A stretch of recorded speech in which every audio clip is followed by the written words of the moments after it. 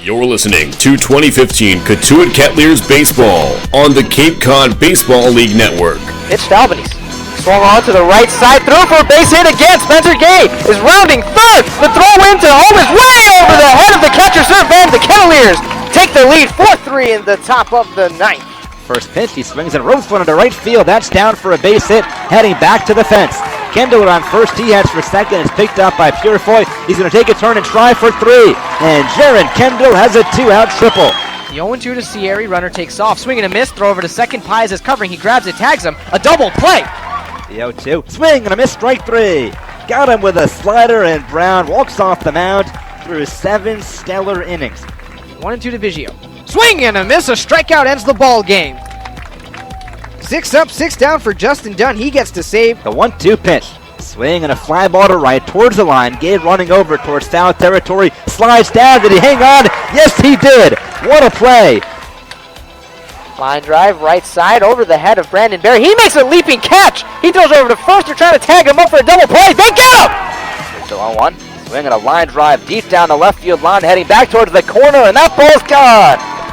Brandon Berry, a 3-run homer, his second home run in as many games. 1-0 to Haney. Line drive, left field, going back. That ball is gone. Hit it high, watch it fly, Will Haney. With the Kettleers warm-up, here's Axel Boada and Dan Silverman. From Lowell Park in Cotuit, this is Kettleers baseball, as tonight the Kettleers take on the Hyannis Harbor Hawks for the 6th and final time in the regular season. With Axel Boada, I'm Dan Silverman. Thank you for joining us. And Axel, so far the Harbor Hawks have been basically the kryptonite for the Kettleers. Cotuit has struggled big time against them, including a loss on Wednesday night in Hyannis, a 5-2 score. And now 3 games to go in the season, including tonight. The Kettleers enter play today in 4th place in the West, 3 points ahead of Falmouth, and 2 back of Wareham for 3rd. So the magic number is 2. 2 wins or Falmouth losses the rest of the way, and the Kettleers are in. And it's just push or shove, just up now after Cotuit. And that's going to be a tall ask. They're 0-5 against these Hyannis Harbor Hawks. In those 5 games, they've been outscored 30-11. They've really been unable to crack Hyannis, and a 5-2 win against Cotuit a couple nights ago. That was a game that the Kettleers got close in for about half an inning. But other than that, the Harbor Hawks were owning the Kettleers a couple nights ago. And Austin Sexton will get the start tonight for Cotuit. And he was nothing short of spectacular his last time out a week ago in Harwich. The Kettleers won that game 3-0. Sexton got the win, 7 scoreless innings, 2 hits, a walk, struck out 12, throwing over 90% changeups. And it worked, and we'll see what he has tonight against a very good hitting Hyannis team, and a team that has hit .324 this season against Cotuit. Season high 7 innings pitched, season high 12 strikeouts, and we had him in the booth the game after, and he said that he threw, like you said, 90% of his pitches were changeups. He said he's probably not going to be doing that ever again, so we'll wait to see his pitch selection here. He has a pretty good curveball, he has a fastball that doesn't overpower hitters, but he may need to rely on that changeup a bit more than he was planning on facing these Harbor Hawks. And for Hyannis, the left-hander Thomas Burrows gets the start. Burrows, a reliever at Alabama, is the closer there. Not an overly hard thrower, usually in the mid to upper 80s, but his movement on his fastball. I was talking to Nick Eichholz before the game, and I said, so what's Burrows like? His first thing was, well, first of all, he's not a starter, but making just his 2nd start of the summer, but the first one was a good one. That came a week ago, or 8 days ago against Wareham. He went 5 innings of 1-run baseball and an 8-1 win, and hoping to keep that success going against the Kettleers team that against Hyannis in 5 games, hitting just 196.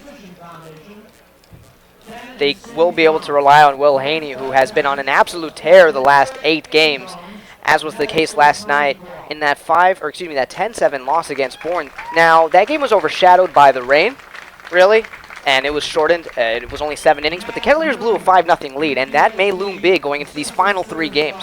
If the Kettleers had won last night, the magic number would be down at 1 right now. They'd be tied with Wareham for 3rd place in the West. Instead, they're a game back of the Gatemen, and a game and a half ahead of Falmouth. That magic number is still at 2 games, with 3 games to play in the regular season. And looking around the rest of the league, Falmouth hosts Wareham tonight at 6 o'clock.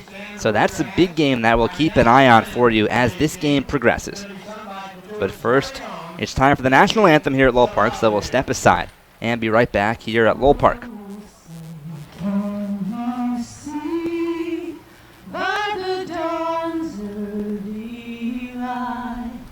What so proudly we hailed at the twilight's last gleam, whose broad stripes and bright stars through the perilous fight, o'er the ramparts we watched, were so gallantly streaming, and the rocket's red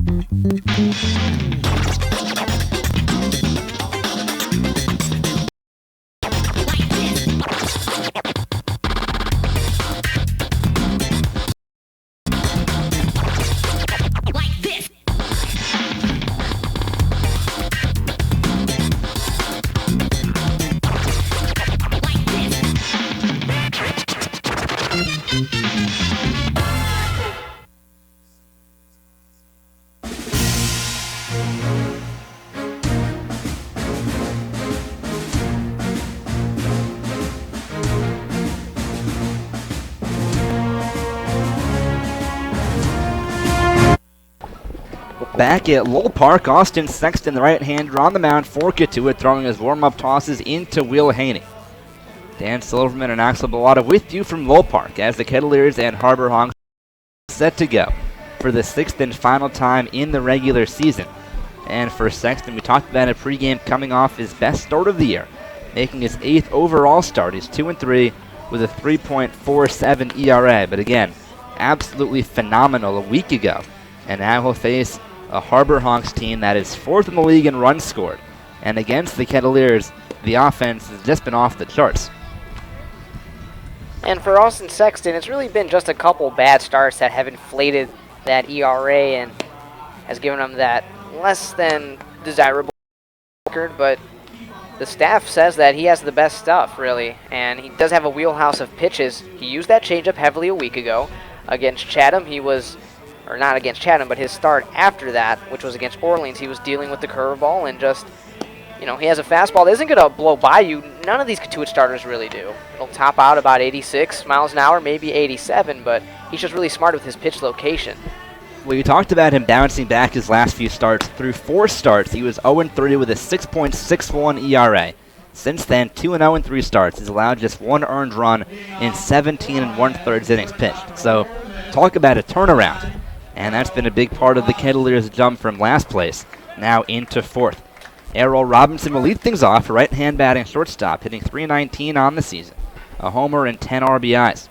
Led off Wednesday's game in Hyannis with a triple off of John Woodcock. That game, Hyannis took by a score of 5-2. The Kettleers in their Cape Cod Friday red jerseys. The usual maroon pinstripe pants. Hyannis in their road jerseys that are blue. Plenty of orange on them as well. And white pants with the blue trim down the side. 3 infielders on the left side, so the overshift is back tonight. Sexton from the full windup fires home, a fastball off the outside corner at 89 miles an hour, and we're underway in Cotuit. The overshift is something that we didn't see last night at Bourne. And Dan, the Kettleers on Red Shirt Fridays are 4-3, 1-2 at home. The right-hander fires a 1-0. Fastball missed downstairs, 2-0. Bet they're hoping for some Friday red jersey magic against the Harbor Hawks, who they're 0-5 against. They could use some magic based on the lack of success so far this year against Hyannis. They've already clinched the Barnstable Patriot Cup. Here's the 2-0. Down and in with a changeup, 3-0 on Robinson. And last year, these two teams tied the season series 3-3, but Cotuit was crowned champions based off of run differential. That certainly will not be the case this year. The 3-0 pitch, missed up and in a fastball ball 4, and Robinson walks on 4 pitches to start the game. Well, not a great start for Austin Sexton. And this is a dangerous leadoff batter that he's allowed on base, and just giving him a free pass on 4 pitches. Well, Robinson, plenty of speed. He's 14 for 18 stealing bags this year. Will Haney out to the mound to talk things over with Sexton, who walked only 1 man in 7 innings last week. 4 pitches in, already a walk today, and Corey Bird the batter. So now 3 infielders on the left side. The lefty Bird hitting .325 on the year. That leads the team. No homers, 9 RBIs. He digs in. Weiss, the third baseman, plays in at about 15 feet off the line at third. The only man on the left side. Sexton deals, he shows bunt, strike on the outside corner. First strike of the day thrown by Sexton, it's 0-1. The defense for Cotuit, the outfield straightaway with Stevens, Kendall, and Spencer Gay left to right. Weiss at third. Paez at short, Fabio at second. Barry at first, holding on Robinson. Sexton deals an 0-1. Swing and a high fly ball to right. Gay drifting back. Has room, he makes the catch. 1 away, and Robinson goes back to first. And it looked like that ball gave him some difficulty last second when he reeled it in. The sun in his eyes in right field, but a good job to battle it for someone who's not used to playing the outfield. He's been there a few times this year, but an infielder by... And someone, Dan, who hasn't played in 3 days. It's been a while since we've seen Spencer Gay. So 1 away. Robinson still on first. Blake to bury the DH coming up. And once again, 3 infielders on the right side. The righty Sexton set. Robinson runs. The pitch is taken low. Haney's throw to second is high. And Robinson gets in safely under the tag. A stolen base is 15th of the season. He didn't have a great jump, but Will Haney's throw was a bit off the mark. Mike Paez had to jump up and reach for that ball. If it had been on the money, Robinson would have been out by about a couple steps. That throw just sailed on Haney a little bit. So a 1 out in second, a 1-0 count on to Barry, who leads Hyannis with 20 runs batted in. Again, 3 infielders on the right side. Here's the 1-0. Swing and first. Barry fields it, a run to the bag himself in time to beat to Barry, 2 away. And Robinson moves. So that'll bring up Matt Theis, left-hand batter once again. There were 3 lefties in the order. They hit consecutively, 2, 3, and 4. Theis playing first base, although he is a catcher at Virginia. Just won a national championship with the Cavaliers this past season, knocking off Jaron Kendall's team, Vanderbilt. That's with Robinson on third, 2 away in the first inning, no score. Sexton will pitch from the full windup. First pitch to Theis, he shows bunt and misses a changeup. 0-1. He struggled a bit a couple nights ago against Cotuit, going 1 first meeting against the Kettleers. And not a bad idea to try and drop one down there. Again, 3 infielders on the right side. Weiss on the left side, about halfway between second and third. Swing and a ground ball, foul pass first. And it's 0-2 on Theis. Weiss is playing at the edge of the grass, where the grass meets the dirt. So shallow and all alone on that left side. The 3 on the right side all playing back. Barry about 3 steps off the first base foul line. And some sort of delay now over by first, and now everything seems good to go. Something with the foul ball, I'm guessing, but I didn't see what happened. Did you, Axel? No. Anyways, 0-2 on Theis. Sexton from the windup fires home. Swing and a miss, he got him. The changeup is dazzling again, and Sexton works around to lead off first inning walk. In the inning, no runs, no hits, a walk, and a man left on third. Middle of the first inning, Hyannis 0, and Cotuit coming up on the Cape Cod Baseball League Network. Cape Cod Healthcare now offers Cape Cod residents and visitors convenient urgent medical care by emergency room trained physicians at the Fontaine Outpatient Center in Harwich and the Stoneman Outpatient Center in Sandwich. Sore throats and coughs, x-rays and splinting, suturing of lacerations, and much, much more, come to the Stoneman Outpatient Center at 2 Jan Sebastian Drive, just off of Exit 2 in Sandwich, or the Fontaine Outpatient Center at 525 Long Pond Drive, just off Exit 11 in Harwich. Both have extended evening and weekend, and both centers are staffed by emergency room physicians. No appointment or referral is necessary. Cape Cod Healthcare, expert physicians, quality hospitals, superior care.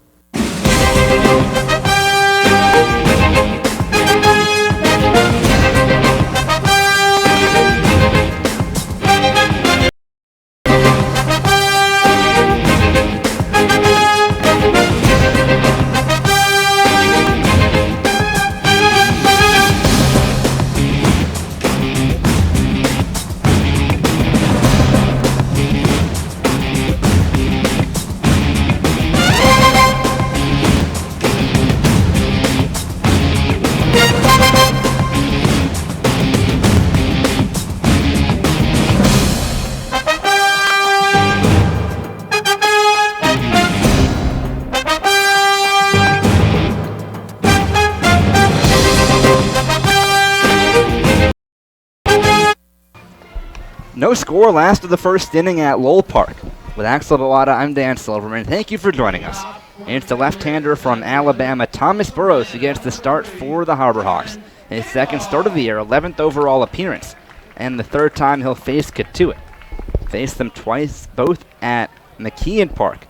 Went an inning each time, the first time scoreless, the last time gave up 2 runs.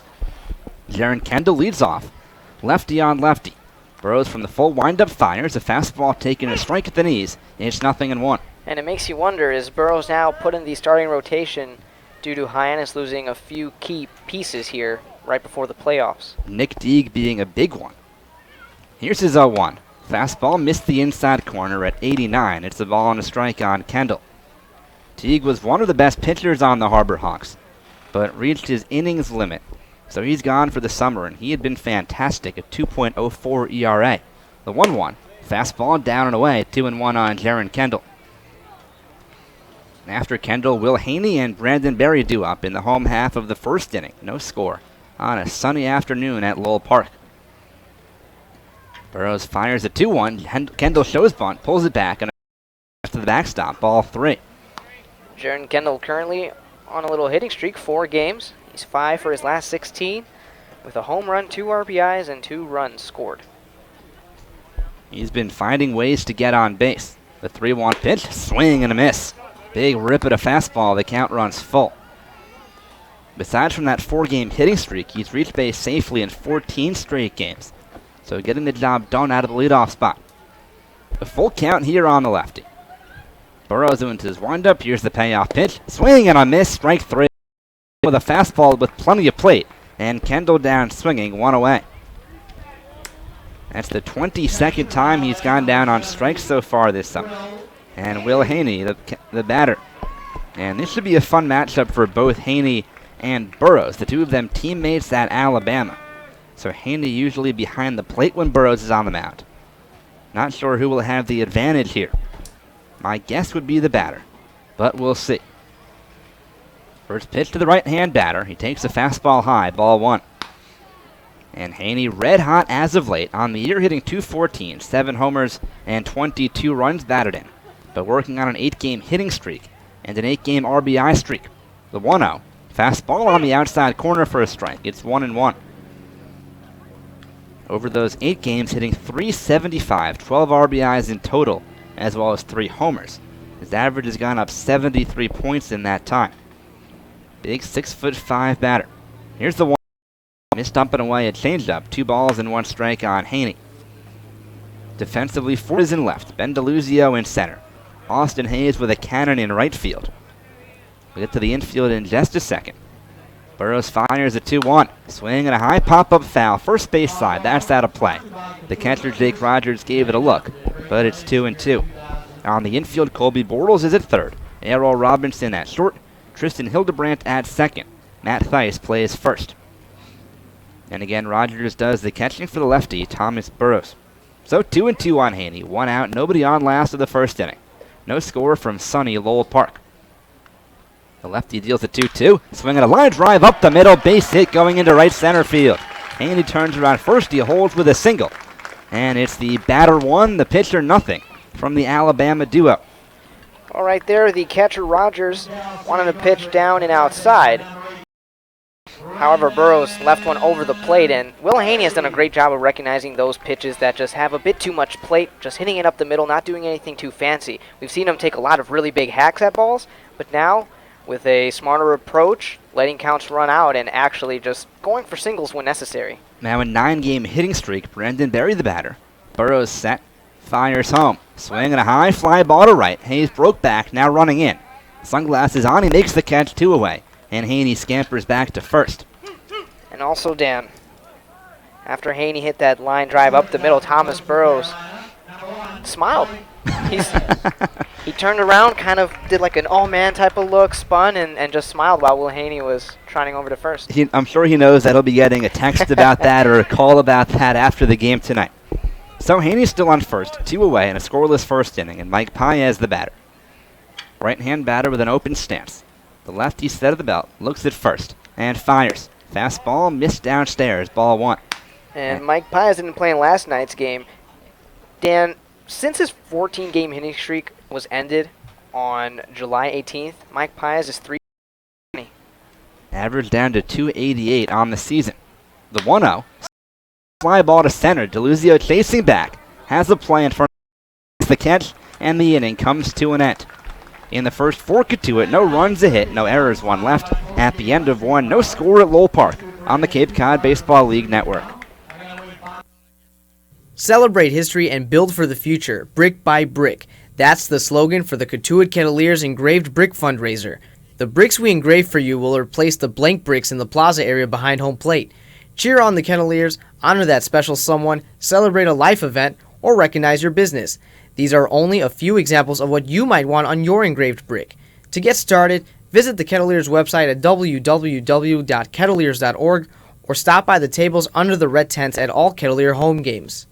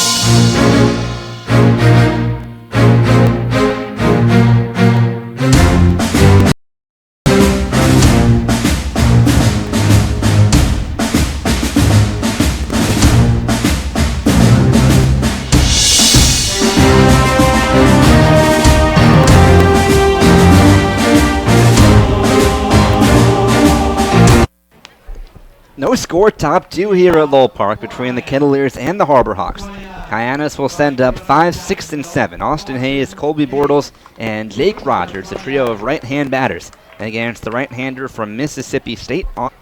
Sexton walked Errol Robinson on 4 pitches to start the first inning. Recovered the final 3 batters, including a strikeout of Matt Theis. Again, 3 infielders on the left side. The overshift is on. The first pitch to Hayes is lined down the left field line. Back is Stevens near the fence. He can't get it in one fence. And Hayes cruise into second with a leadoff double in the second inning. And he's been really good against the Kettleers these last couple games. A couple nights ago, he went 3 for 5 with the double and an RBI. And right now, 1 for 1 with the double. Well, the changeup was dazzling last time out on Harwich for Sexton. Left one up in the zone there. And Hayes took advantage. And he didn't miss a home run by much either. So a leadoff man on second. Colby Bortles the batter. Big right-hand batter.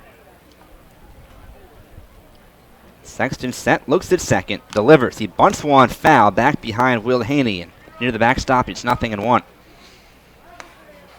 Bortles on the year, hitting just .211. A homer and 7 RBIs. That home run came here at Lowell Park against Cal Becker. Remember him? That was a while back. That was the second game of the season. So that was quite a while ago. 0-1 on the righty. Weiss in at third. The pitch, check swing. He takes in the dirt, a changeup. The ball one. It's 1-1. We did have Cal Becker here in the before That he was left. fun. He talked about sloppy joes, didn't he? His Second, no one out in the second. Sexton deals a fastball downstairs, 2-1. I believe he said he was going to the California League after his release here. That was the plan. I haven't checked in on that, have you? He hasn't up in about 6 years, so he's pretty much an urban legend at this point. He's a big legend in Cotuit. The 2-1. Swing and a miss. A good changeup. Bortles out in front. It's 2-2. And already early, Austin Sexton told me that he wouldn't be relying on the changeup as much as he did against Harwich, but he's been throwing a lot right now through one inning plus. If it worked last time, why change it? Perhaps he didn't want me to spill the secret or something, in case I was a double He agent. doesn't trust you? Must not. 2-2. Sexton deals a changeup that missed downstairs. Ball 3. Well, speaking of Becker, he was a big fan of the Coop, Cotuit Fresh Market. He said he probably spent, I think it was $100 a week there. He was only 3 weeks. They lost a lot of money there. He would just, get his sloppy joes, whatever he needed. He was there all the time. I'm there occasionally. It's so convenient, but Cal Becker was just there all the time. I drove him there once. The payoff pitch, swing and a bouncing ball foul past third. The count remains full on Bortles. Full count on the right-hand batter. Hayes on second, no one out. A scoreless tie in the second inning at Lowell Park. Weiss in at third, Pine is in the shortstop hole. The second baseman Fabio about 10 steps to the left of second and back. Berry alone on the right side. The payoff pitch is lined up the middle. That'll drop in front of Kendall, a base hit. Hayes will stop at third. Bortles aboard at first with a single, and the Harbor Hawks are in nobody out. And Sexton just hung another changeup up in the zone, right on the planet for Colby Bortles to crush. Well, they seem ready for the changeup, knowing what he did to Harwich a week ago. And now trouble here in the second. Jake Rogers the batter with first and third, nobody out. And now Coach Roberts moves his infield around again. Normal position each side. The corners in with Barry holding on the runner at first. Middle infield back. Throw to first. Bortles back standing, had a very small lead. Haney now steps out from behind home plate, gives some infield signals. So everybody knows what to do on a ball in play or with a runner stealing. And Coach Roberts moves back Brett Stevens in left. So he's playing deeper than average for the right-hand batter Rogers, who has 3 homers. Sexton deals a changeup, or a fastball at the knees for a strike. It's 0-1.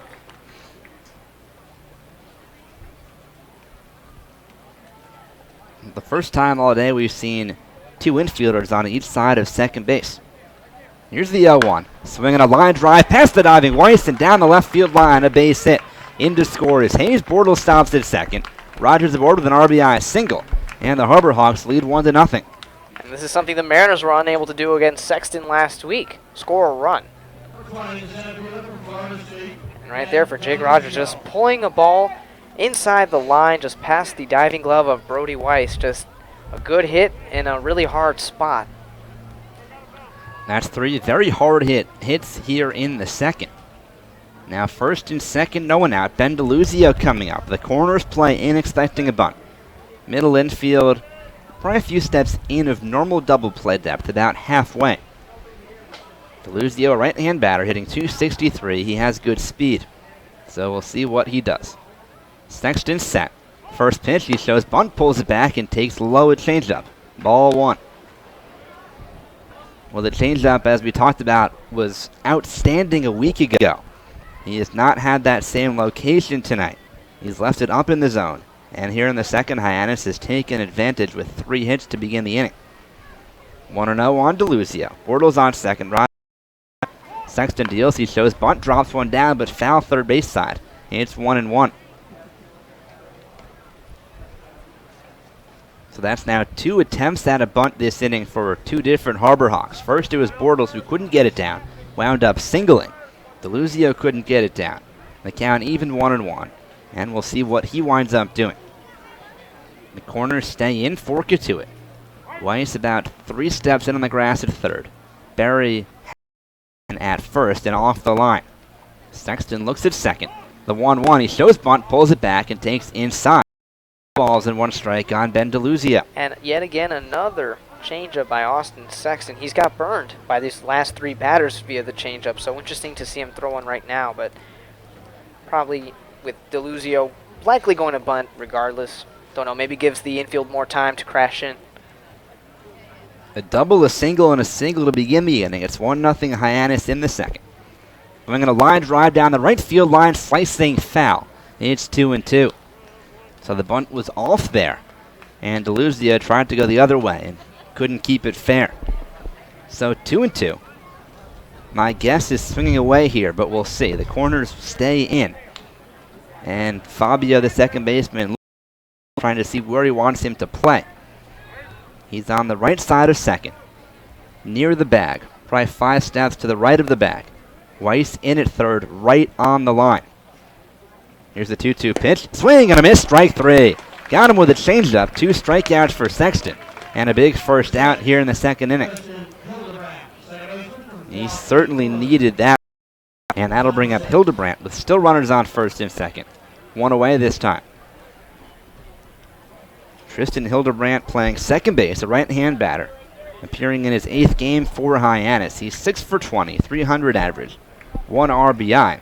He scored 5 runs in that span. He's gotten on base. Also has 4 walks. 3 infielders on the left side. Righty, the pitch is taken low at changeup, ball 1. Both of his hits on Wednesday against Cotuit were doubles. Those being his only 2 doubles so far through 7 games. Kendall and Stevens play him to pull. Gay plays him towards the line and right.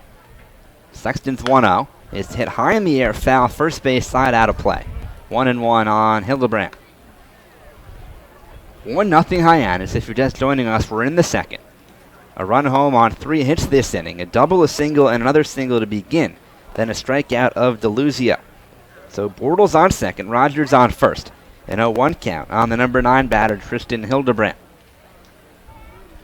Sexton looks at second as he comes set. The 1-1. Changed up, missed a little low, 2-1.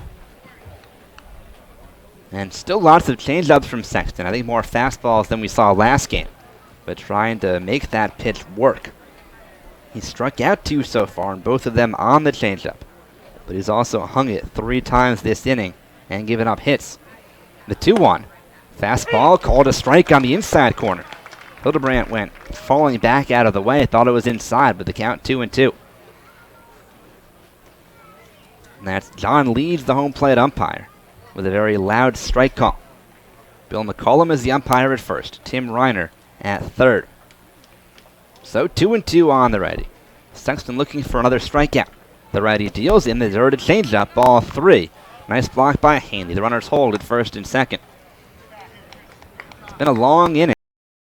Sexton has faced 4 batters. This is the 5th. 3 hits and a strikeout, a run home. It's 1-0 Hyannis in the second. You're right, Dan. It has been a long inning. A lot of pitches thrown by Sexton. This is his second full count of this inning. 3-2 on Hildebrandt. Sexton comes set. Here's the payoff pitch. Swing and a miss, strike 3. Got him with a fastball on the inside corner. Back-to-back strikeouts for Sexton. 2 away, and Errol Robinson coming up. 3 strikeouts for the righty. All of them swinging. 2 on changeups. That the first on a fastball. And Robinson coming up. He walked on 4 pitches to begin the game. Stole second. At third last inning. A big spot here. Sexton trying to keep this score 1-0. Bortles on second, Rogers on first. 2 away. And again, 3 infielders on the left side. Weiss in, guarding the line at third. Barry all alone on the right side. Sexton deals a curveball that drops in for a strike. It's 0-1. First breaking ball he's thrown in 2 outs. Didn't throw a single one last week against Harwich. First one we've seen today. A good get-me-over pitch to a very surprised Robinson. Here's his 0-1. Curveball bounced to the left side. Pius has it, bobbles it off his glove, and everybody's safe. Tried to flip it with the glove to Weiss at third, but Bortles got in there. And that should be an error on Mike Pius. If it is, his 11th of the year, and indeed, it is an error. Well, Pius had time to make that play, but running in into his right towards third. The plan was to just flip it to third base to end the inning. But he didn't field it cleanly. He tried to make a fancier play when he had no need to do that. And by the time he regained control, everybody was safe. And it's got to be frustrating if you're Austin Sexton, because he went straight with two. He went two straight curveballs and definitely fooled Robinson. A weak grounder towards short. This inning should be over. Now it's bases loaded. Corey Bird, the batter. First pitch in the dirt. A changeup nicely blocked by Haney. 1-0. And now we'll see if Hyannis can take advantage of the error. That's game number 6, error number 10 against Hyannis this year for Cotuit. Base is full, 2 away. 1-0 Hyannis. We're in the second. 1-0 on Bird, who flew out to right his first time. Here's the 1-0 to the lefty. Swinging a bouncing ball to the right side, off the glove of Barry, and trickles into. 1 run is in. Here comes throw home. He dives in head. He avoided the tag. Robinson goes to third. It's 3-0 Hyannis, and once again, infield defense is killing the Kettleers. Another error. And that time by not one of the usual suspects, Brandon Berry, committing just his second error of the season. He's such a sure hand there on the right side of the infield. And that ground ball that was chopping up about neck level, we've seen him field that so many times.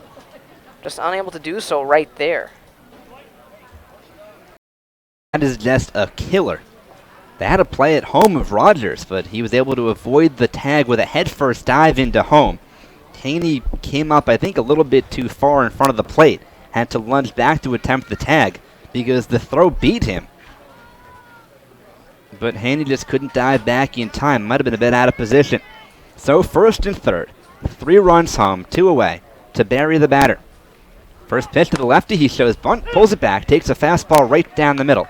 It's 0-1.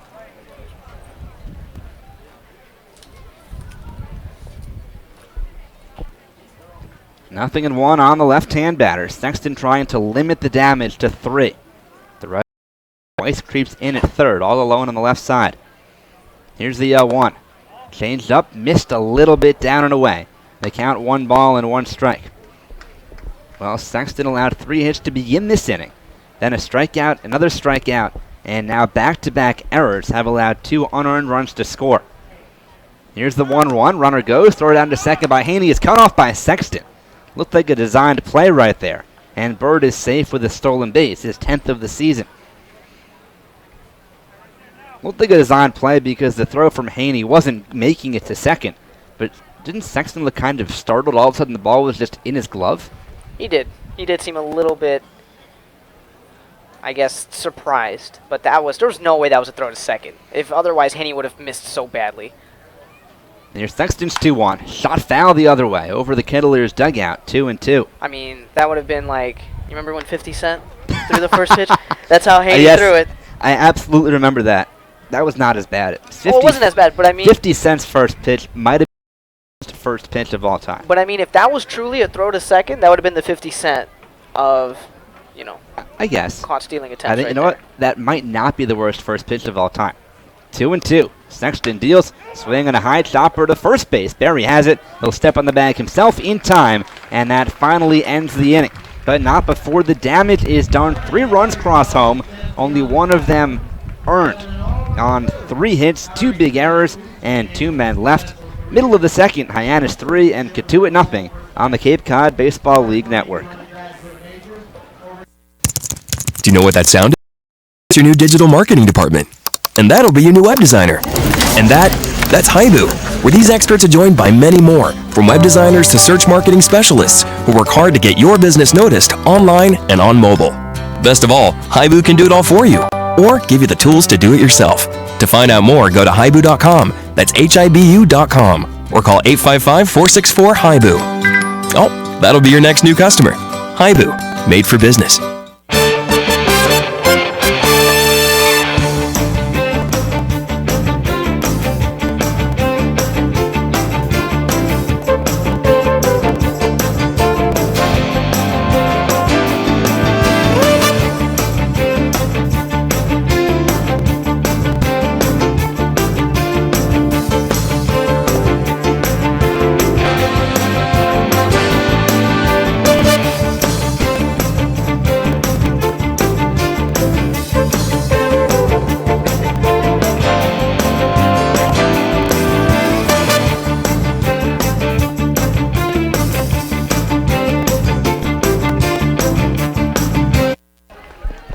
3-0 Hyannis, last of the second inning here at Lowell Park. Cotuit will send up 5, 6, and 7. Spencer Gay already leads off. The lefty Burrows fires and a fastball lined into left center field, running over his bird. Into the gap, he makes the play. One away in the second. Spencer Gay swinging at the first pitch. This is the first game he's played since the 28th against Falmouth. It's the last day of the month, excuse me. But Spencer Gay in the month of July, before that flyout, hitting .364. And working on an 8-game hitting streak right now. 11 for 32 in that span. Brody Weiss, the batter, takes a fastball off the outside corner for ball 1. After Weiss, Brett Stevens will bat in the home second with Cotuit down 3.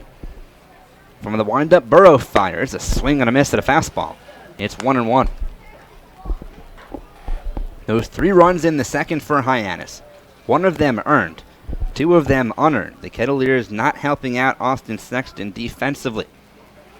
Here's the lefties 1-1. And changed up, floats upstairs. 2 balls and a strike on Weiss. 1 error on Mike Paez. 1 error on Brandon Berry at first. Here's the 2-1. Swing and a high fly ball to right. Hayes broke back, now drifting in. Runs in and he makes the grab over his head. 2 up and 2 down, a couple of flyouts in the second. And Brett do it. Well, the Kettleers, we've seen it all year, have struggled at the plate against Hyannis. They entered today hitting just .196 in 5 games against the Harbor Hawks. In those games, 0-5. Stevens steps in, a left-hand batter, hitting .286 on the year. Burrows fires a fastball strike on the inside corner. 0-1. 2 outs, no one on, last of the second. Hyannis 3, Cotuit 0. The third to last game of the regular season. Here's the 0-1. Fastball taken down and away. 1-1 on the left-hand batter from UCLA. If Stevens gets on, Cole Fabia would continue here in this second inning. Burrows fires some, a bunt attempt, first base side, and it hit Stevens while standing in the box. So it's a foul ball, the count 1-2. And that ball was pretty close to hitting him outside of the box. Tried to drag a bunt down the first baseline, and on his way out made contact with it. So 1-2 on the lefty. Burrows looking for his first 1-2-3 inning after allowing a 1-out hit in the first. Looking for strikeout number 2.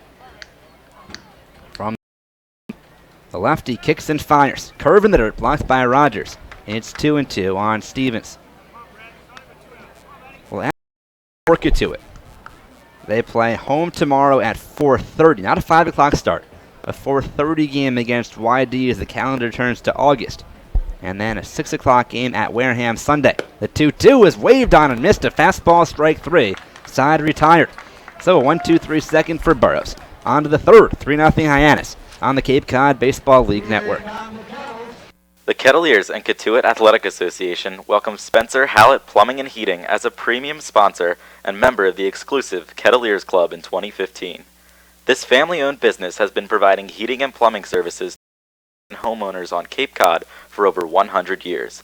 It's what you'd call local, as Spencer is a 4th-generation member of the business and 12th-generation Cape Codder. If you're looking for quality plumbing and heating work, call Spencer Hallett at 508-428-6080 or visit their website at hallettplumbing.com.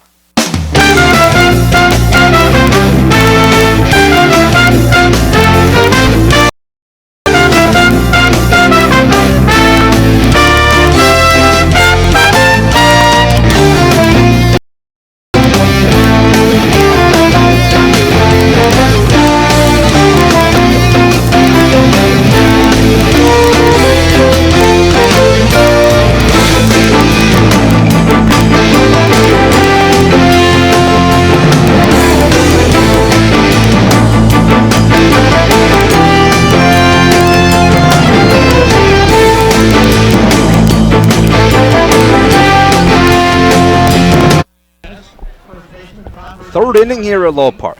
The Kettleers trail Hyannis 3-0. And Austin Sexton will face 4, 5, and 6. The left-hand batting Matt Theist will lead off. From the full windup, the righty fires some, a bunt down the third base side. Weiss charges on the run, throws to first in plenty of time, 1 away. Well, with 3 infielders on the right side, Weiss tried to bunt for a hit. Weiss was about halfway between second and third, but that bunt just not close enough to the line, and Weiss had a pretty easy play. So 1 up, 1 down, a good start to the inning for Sexton. And Austin Hayes coming up. And the second. A 3-run inning, he let it off with a double, came around to score on the Rogers RBI single. The last 2 runs in that inning were unearned, thanks to back-to-back 2-out errors by Paez and Berry. First pitch to Hayes, a curveball missed upstairs. Ball 1. 3 runs, 3 hits, no errors for Hyannis. No runs, a hit, 2 big errors for the Kettleers. 3 infielders are on the left side against Hayes. Sexton deals a curveball that drops in right down the middle for a strike. It's 1-1. In the outfield, Brett Stevens plays him deep into pull. Kendall a couple of steps towards left center. And Gay shades him towards the line in right. So a big gap. The 1-1. Curveball ripped foul down the left field line. 1-2. And that was a hanger. So Sexton going to the curveball more in the second and here in the third. He hung him a changeup his first at-bat when Hayes doubled on 1 hop off the fence and left. Got away with a hanging curveball there. So 1-2 on the ready. 3-0 Hyannis with 1 out, no one on in the third. Here's the 1-2 pitch. Fastball, strike 3 called. Got him looking on the outside corner. And there's out number 2. Strikeout number 4 for Austin Sexton. And the first one looking. So 2 up, 2 down. Colby Bortles coming up. Bortles single to center in the second. Came around to score on the error by Berry. Sexton deals. A changeup taken down and away. Ball 1. Once again, 3 infielders on the left side. Berry all alone on the right side of the infield, well off the line. And back, probably about 30 to 40 feet off the line. Sexton's 1-0. Skips to the plate, a changeup. It's 2-0. And again, the same alignment in the outfield, so a big gap in right center for Bortles. Usually a pull hitter, but his home run here last month was to the opposite field. A towering shot to right center. A 2-0, swing and a foul tip at home plate. It's 2-1. Was that in front of a fastball at 88. A nice afternoon for baseball here at Lowell Park. Sun shining, a cool breeze. Not a hard breeze. We had plenty of wind last night in Bourne. A nice cool breeze and no rain expected, unlike in Bourne last night. Last night's game stopped after 7 innings, a 10-7 Cotuit loss. Sexton's 2-1. Curveball strike on the outside corner. A good-looking hook there. It's 2-2. So that curveball becoming much more prominent today as this game has gone on. Sexton quickly. Here's the 2-2. Curveball in there. Strike 3 called.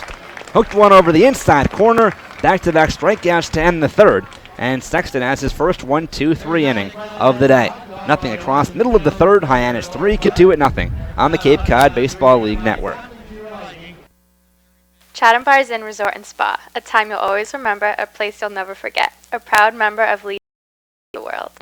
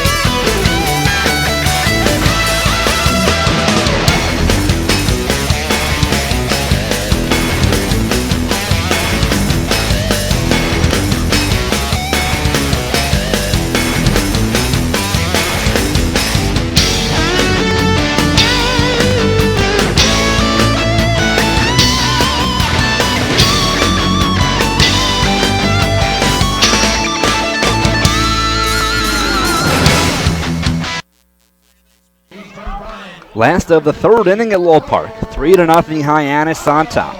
And the left-hander from Alabama, Thomas Burrows, will face 8-9-1. Fabio, right-hand batter, will lead things off for Cotuit. Fabio, a .261 hitter on the year. No homers and 3 RBIs. He's been swinging the bat better as of late. Drove in 2 runs in last night's game. Burrows fires home, a fastball that missed high. 1 ball and no strikes on Fabio. He's working on a 3-game hitting streak. Over that span is 4 for 9, including the 2 ribbies last night. The 1-0, fastball paints the outside corner for a strike. It's 1-1. After Fabio saves Jenko and Jaron Kendall, third. Here's the 1-1. Fastball missed away. It's 2-1 on Fabio. Burrows has worked quickly. He's allowed just 1 base runner, a Will Haney single in the first. The 2-1. Fastball nicks the inside corner for a strike. It's 2-2. Burrows using both sides of the plate here in the third. Frustrated, thought that last one was inside.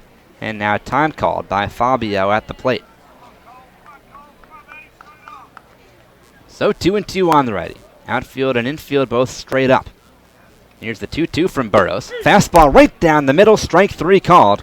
1 away. That's the third for Burrows, the first one that's been looking. And that'll bring up the DH Sage Jenko. Not sure what Fabio was looking for right there. That pitch appeared to be right down the center of the plate. But 1 up, 1 down. Digs in. A lefty from Virginia Tech hitting .240 on the year. No homers and an RBI. The lefty Burrow fires a curveball that bends in for a strike. It's 0-1. The center fielder Deluzio playing him a few steps towards left center. Not a big pull hitter. Here's the 0-1. Swing and a rip foul back to the screen. Big hack at a fastball. It's 0-2. Jenko had an RBI double in last night's game. Sliced one down the left field line, a good piece of hitting. Trying to reach base here with 1 out, no one on in the third. Hyannis 3, Cotuit 0. The 0-2, check swing and a curve in the dirt. He did not go around. It's 1-2. Jake Rogers, the catcher, doing a nice job behind home plate to block every pitch in the dirt. Also has a very good arm. He's thrown out 13 of 19 would-be base stealers on the summer. 1-2. Burrows deals, and a fastball is slapped foul the other way. It remains a ball and 2 strikes on Jenko.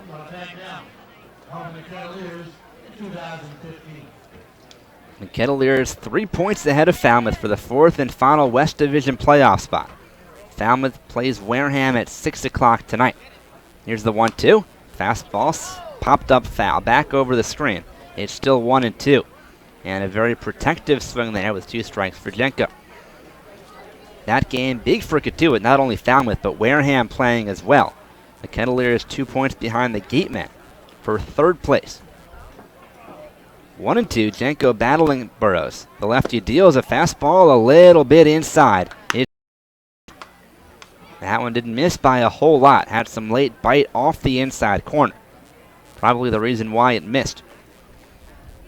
So a 2-2 count. Burrows shakes off Rogers. And now fires a 2-2. Curveball in there. Strike 3 called, and Jenko knew it. Back-to-back strikeouts. 2 up, 2 down in the third. And Jaron Kendall, the batter. 4 strikeouts overall now for the lefty. In 17 innings coming into this game, he'd struck out 15. Mostly as a reliever. This is just his 2nd start in 11 appearances. So that brings up Kendall. Left-hand batter struck out swinging his first time up.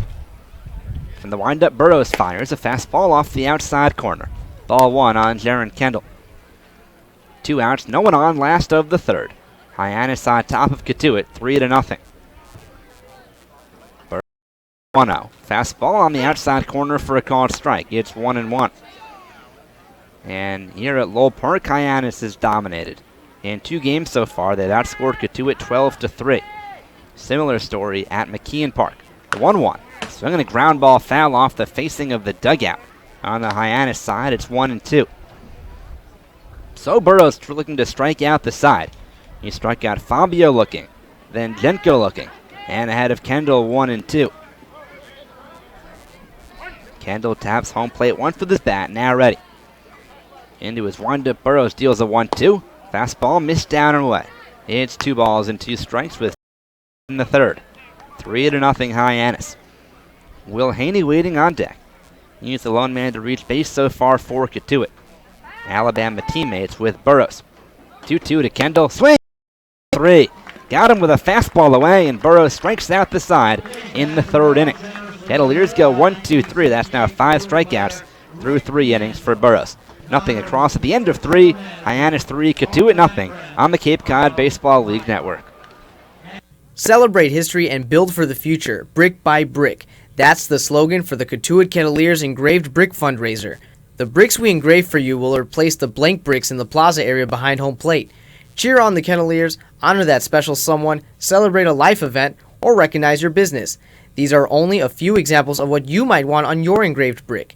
To get started, visit the Kettleers website at www.kettleers.org or stop by the tables under the red tents at all Kettleer home games.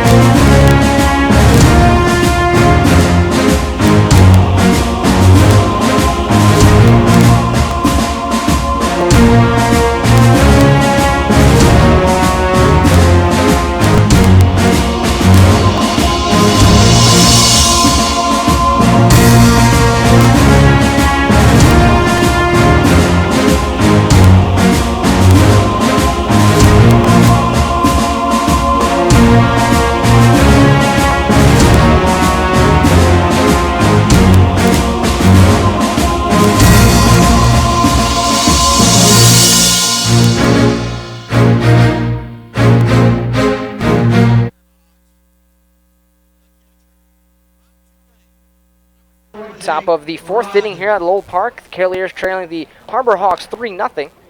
Axel Boada on the call, and out for another inning of work is Austin Sexton. He had a 1-2-3 inning in the top of the 3rd. 7-8-9 due up. Jake Rogers, the first batter, swings at a curveball, left field. Brett Stevens running toward the gap and making the catch. One retired.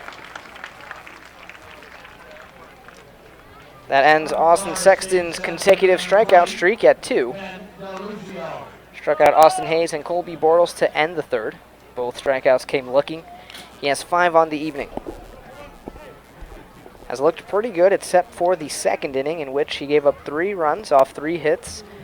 However, there were 2 back-to-back errors by Mike Paez and Brandon Berry. So of those 3 runs, only 1 is earned. Ben DeLuzio, the batter. He's 0 for 1 today with a strikeout. First pitch to DeLuzio. Fastball in the dirt, it's 1-0. Coming into this game against Cotuit this season, DeLuzio hitting .357. He also hit a walk-off against on June 25th, a 2-1 victory. Here's the 1-0. A curveball, inside, misses. It's 2-0 to DeLuzio. In that game, Ben DeLuzio hit the walk-off off of his soon-to-be college teammate Matt Kinney, who is no longer with the Kettleers. He's a transfer from Belmont. From Belmont, he will be attending Florida State. Up ahead now is Ben DeLuzio, 3 balls, no strikes. In the on-deck circle, Tristan Hildebrand. Tristan deals out of the windup, the pitch. Strike taken for a ball taken for a called strike, 3-1. And DeLuzio taking all the way there. Shift being implemented on the left side of the infield to the righty DeLuzio. 3-1. Missed down and away with the fastball. A 5-pitch walk to Ben DeLuzio. 1 out, base runner now for the Harbor Hawks.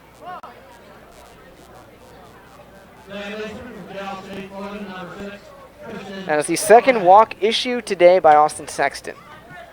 First walk came to Errol Robinson to lead off this ball game. Walked him on 4 pitches, right there, walking Ben DeLuzio on 4. So a runner on base for Tristan Hildebrand, who is 0 for 1 today. But a couple nights ago against the Kettleers went 2 for 3 with his only 2 doubles of the season. He's only been here a few games, though. Turn to first, the throw, back sliding is DeLuzio.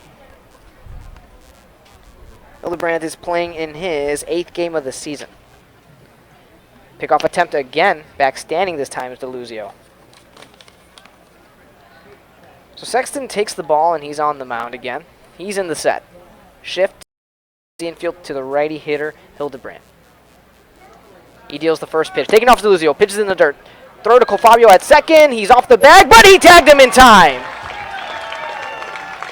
What an incredible play by Colfabio to tag DeLuzio, who was trying to steal second. The throw by Will Haney was short of second base and a bit to the right. Cole Fabio, who was covering second, had to dive out to grab that ball and tagged out Ben DeLuzio all in one motion. An exceptional play by the second baseman. So 2 retired now for Tristan Hildebrand. No runners on base. The 1-0. Curveball down and away, misses. So mark that a caught stealing for DeLuzio. He is now 9 for 14 in stolen base attempts. And as a fastball is taken for a strike, it's 2-1.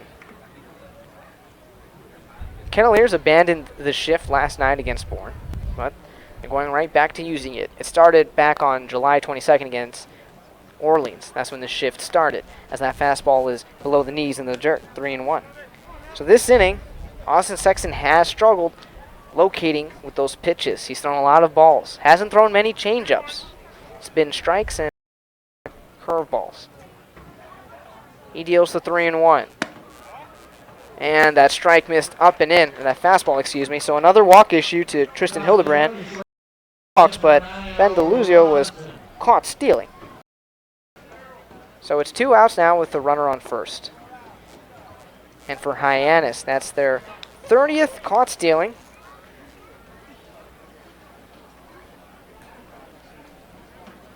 They steal a lot of bases, a lot of stolen bases. 4 stolen bases on the season.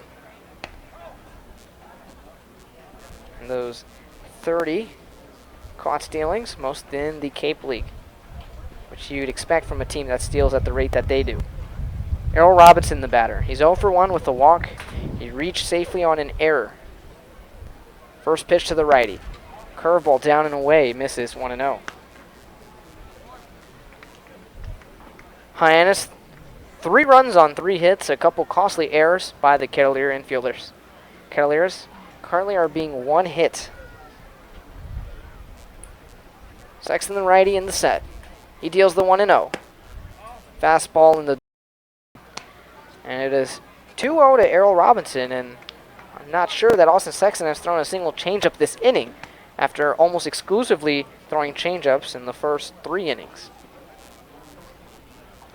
Pickoff attempt, backsliding, is Tristan Hildebrand. In the home half of the 4th inning, Kettleers will send up their 2-3-4 hitters.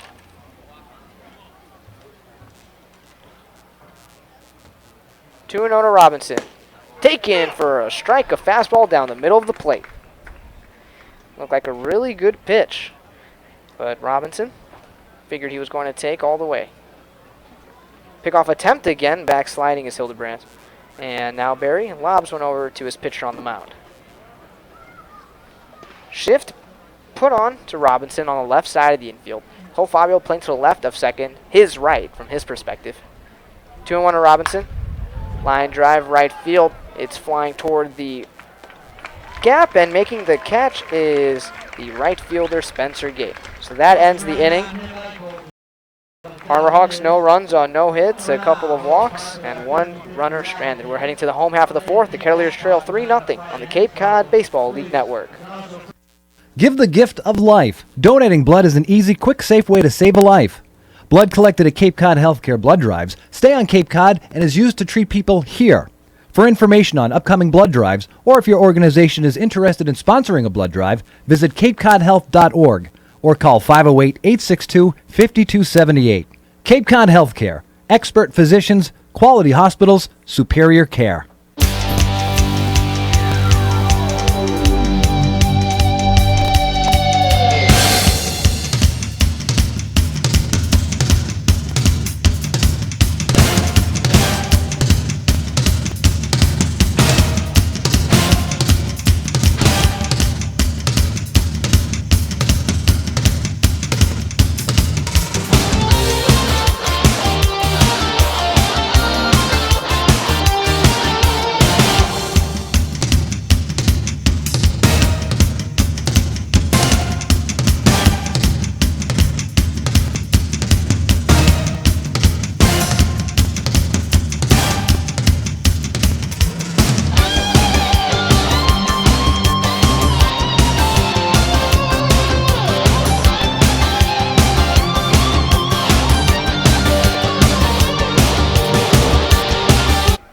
Home half of the fourth inning. Kettleers trailing 3-0 on the Cape Cod Baseball League Network.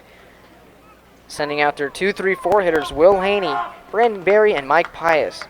Haney hitting second in the lineup for the third straight game. He is 1 for 1 today with a single up the middle of the infield. Takes a first pitch fastball, called strike over the plate.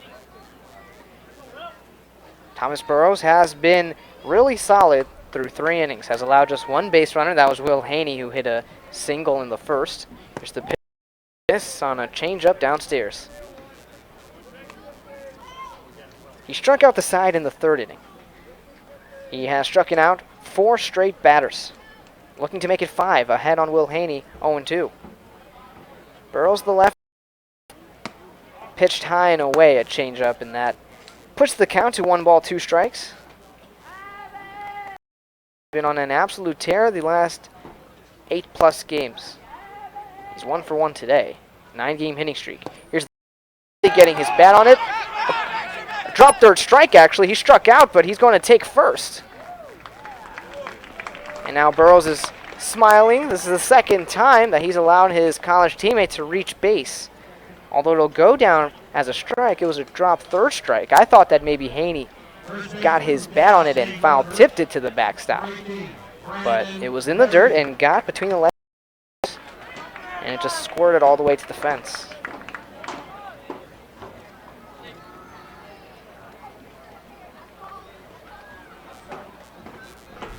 So that is 5 straight strikeouts for Burrows, but no outs, as it was a drop third strike. So Haney's on at first. Brandon Berry, the batter, first pitch to Berry. Fastball missed on the outside corners. 1 ball, no strikes to the first baseman. We've seen him a couple times play right field this season. A lot of these Kettleers have shifted around.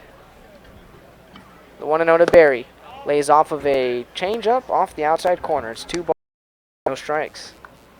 We've seen Spencer Ye play second, third, right field. We've seen Cole Fabio play second and third. Brody Weiss play second and third. Tim Cisnera, the catcher, play third, first. Here's the 2-0. Popped up, back behind home plate. Rogers going to the wall. 2-1 Brandon Berry. We've also seen Will Haney, base, third base, and shortstop. That came on June 16th against the Brewster Whitecaps, a game in which the Kettleers lost 16-6. So these Kettleers infielders have really moved around a lot. 2-1's the count to Brandon Berry. Burrows in the set, the lefty looks. Here's the pitch, swing and a miss. Sliding back is Haney, he is safe. That was a close play. And now the 2. Brandon Berry's gloves. Unzipping the Velcro and tightening them up a bit. He's now tapping his bat, and he steps back into the box.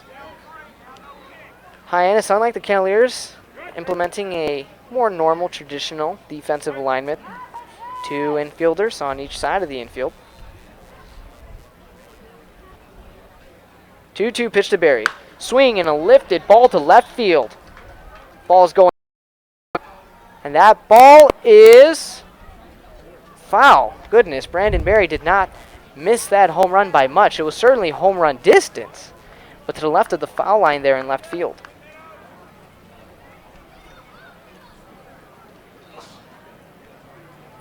Pretty hard to see exactly where it fell from this vantage point, but that certainly had the distance. So he steps back into the box. It's 2-2. Runner on first, Will Haney, being held by the first baseman, Theis. Middle infielders squeezing in there at second. Here's the 2-2. Swing, pop-up. Will stay in the back of the infield towards second base. Getting under it is Hildebrand and making the catch. That's the first out of the home half of the fourth. Mike Pius up to the plate. He had a hit streak that spanned half of the month of July, from July 1st to July 18th. 14-game hitting streak. He had a 17-game on-base streak. Ever since, though, he is 3 for 21. He has been slumping mightily. His batting average has dipped. First pitch swung onto the backstop behind home plate. It's 0-1. That was an 87-mile-an-hour fastball. Burrows doesn't throw exceptionally hard, but neither does Kettleers starter Austin Sexton. 0-1 to the righty from Coastal Carolina. The pitch swung on again, first base side out of play. It's 0-2. Will Haney is still on at first.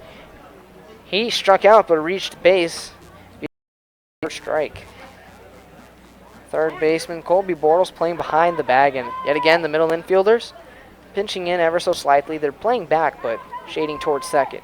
The 0-2 hits Paez on the side. And that was just a breaking ball that got away from Thomas Burrows. So runners on first and second with one out for Spencer Gay. Mike Paez isn't scared to reach base in any way, whether it's the walk, the hit by pitch, anything. And he was absolutely inside there. That may leave a mark. Spencer Gay is 0 for 1 today. He flied out to left field. He hasn't played in the Kettleers' last couple games against Hyannis and Bourne. And he is currently on a 8-game hitting streak. During that streak, he has hit .355 with 4 RBI and 4 runs scored. In the month of July, hitting a shade under .364. Against the Harbor Hawks, he's really been one of the few Kettleers to have any success, really. 4 games, a batting average of .273 with an RBI and a walk. He's playing right field tonight. First pitch, showing bunt, slash to the backstop behind home plate. It's 0-1. And this is where the Kettleers have struggled. Laying down bunts.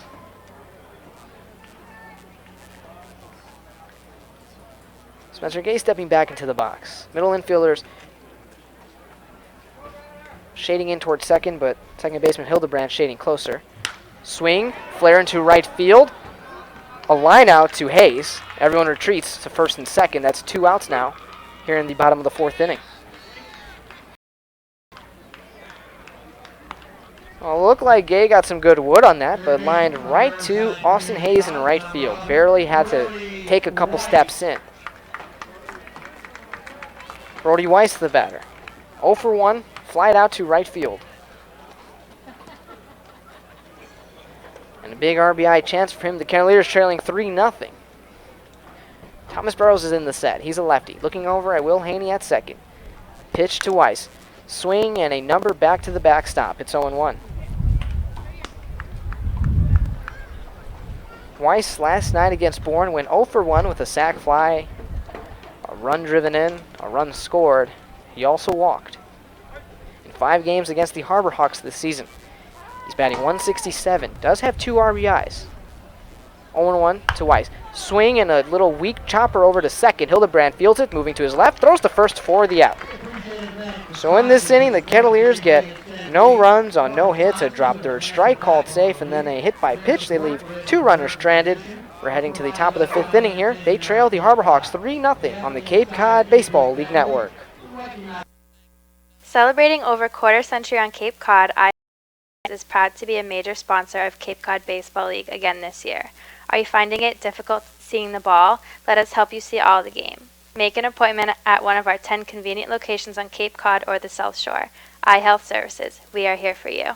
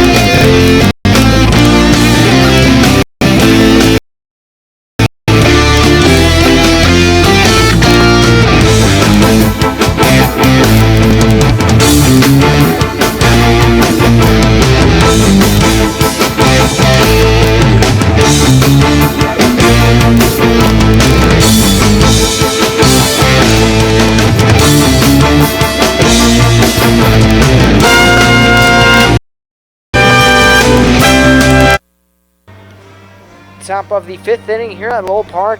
Kettleers facing the 2-3-4 hitters for the Harbor Hawks.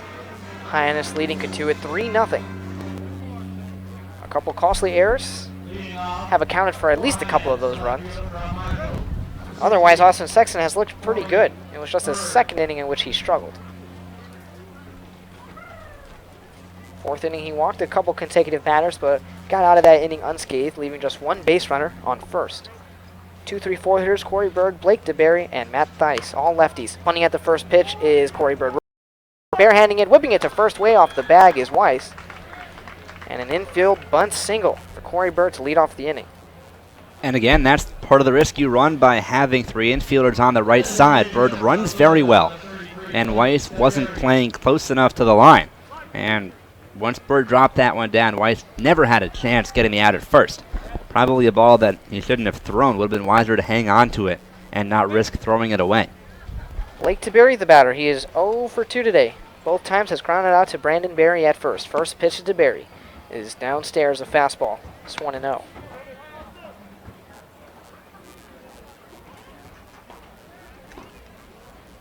Austin Sexton has allowed 4 hits tonight. That's twice as many as he allowed against Harwich. Spin throw to first, back sliding is Bird. Hasn't been as dominant as he was against the Mariners, but he's looked pretty good tonight, save for 1 inning. Shift over to the right, playing in at third, well in the grass is Weiss. Chopper toward the middle of the infield, scooping it is Paez, and tossing it to first for the out. Well, that was a risky play by Paez, I think. Charging that high chopper, he caught it as it was hitting down. It's like he trapped it almost. And if he misses that and misjudges it, it gets by him. And who knows what happens. Perhaps Bird moves over to third. The problem is, though, what's the risky part about it? Because the only other option is to wade back on it. And with a high chopper like that, then you're on the risk of it bouncing over your head. So a play like that, you pretty much have to be aggressive so that way you can control what kind of a bounce you get. Because if you wade back on it, even for someone who's tall, and Paez isn't the tallest guy out there, it can still bounce over your head. You just don't know what'll happen. Lefty Matt Theis, the batter, swinging at the first pitch, right side of the infield, off the glove of Brandon Berry. He dove, grabbing his Fabio, covering his Sexton, and they got him out. Wow, that could have been a really bad play right there, but it ended up helping out the Kettleers that Brandon Berry dove for that ball and deflected it right to Cole Fabio, the second baseman, who, due to the overshift, was between first and second. And heads-up play by Austin Sexton to cover first base. You know, just your typical 3 to 4 to 1 put out. That happens every day, doesn't it? All right, maybe not. That's a play that, at times, though, we might have expected to see Berry make by himself. He's looked a bit uncomfortable at first base today. Made the error in the second. Couldn't come up with that one cleanly. Gave it a good attempt. But lucky for Cotuit that Fabio is right there waiting for it. And as you said, Sexton got there to cover first. First pitch to Austin Hayes. Fly ball right center. Gay running in toward the gap and making the catch. That leaves Corey Bird stranded at third. We are through 4.5 innings. The Kettleers trail the Harbor Hawks 3-0 on the Cape Cod Baseball League Network. Learning at Curry College extends beyond the classroom and is embedded in all that they do. Curry prepares students to engage in successful careers in active citizenship with a global perspective. Explore 22 undergraduate majors and over 65 minors and concentrations online at curry.edu.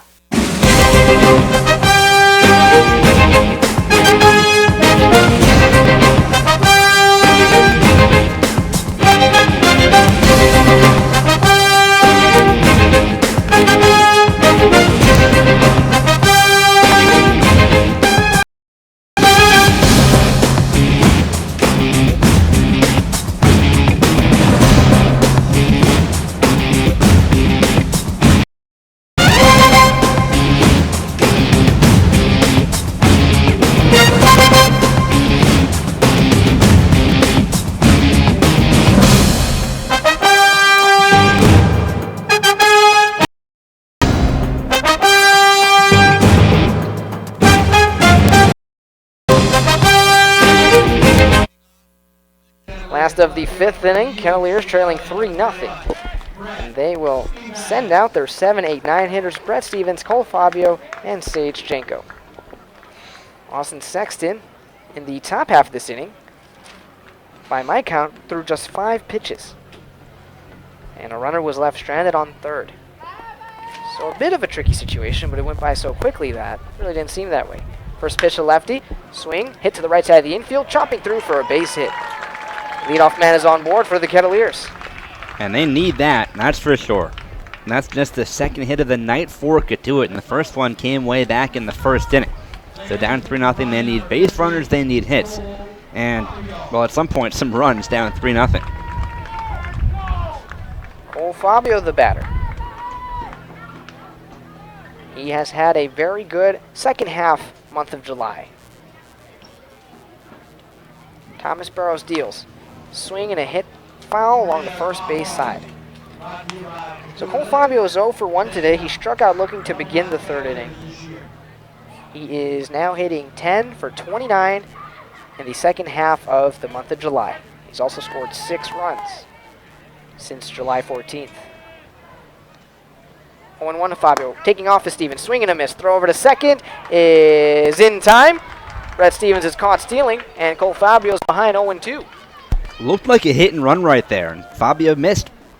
Plain and simple, in a spot like that, if you're the batter, you have to put the or at least foul the pitch off. He missed. And Stevens just a dead duck at second.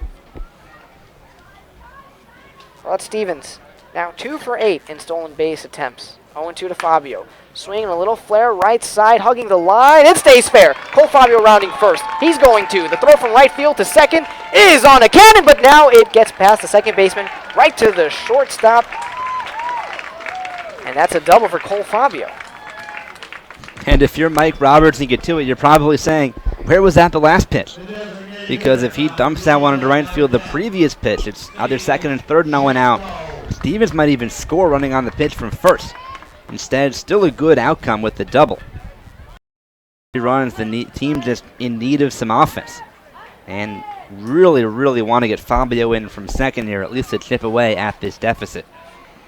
Janko, the lefty. First pitch to Janko. Swung on up the middle of the infield, the base hit. Cole Fabio is going to score. Sage Janko is going to stay at home. The throw from center field to home plate is offline. And this deficit now for the Kettleers is just 3-1. And Janko has been swinging a hot bat as of late. That's a good sign for Cotuit. He's now hit in 3 straight games. He's 4 for 8 over that time with 2 RBIs. That coming after having just 4 hits in his first 11 games. Third straight game in which Cole Fabio and Sage Janko have gone back-to-back with some base hits.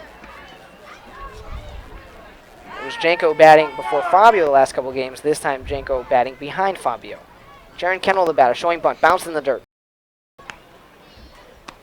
So it's 1-0 to Jaron Kendall, who is 0 for 2 today with 2 strikeouts.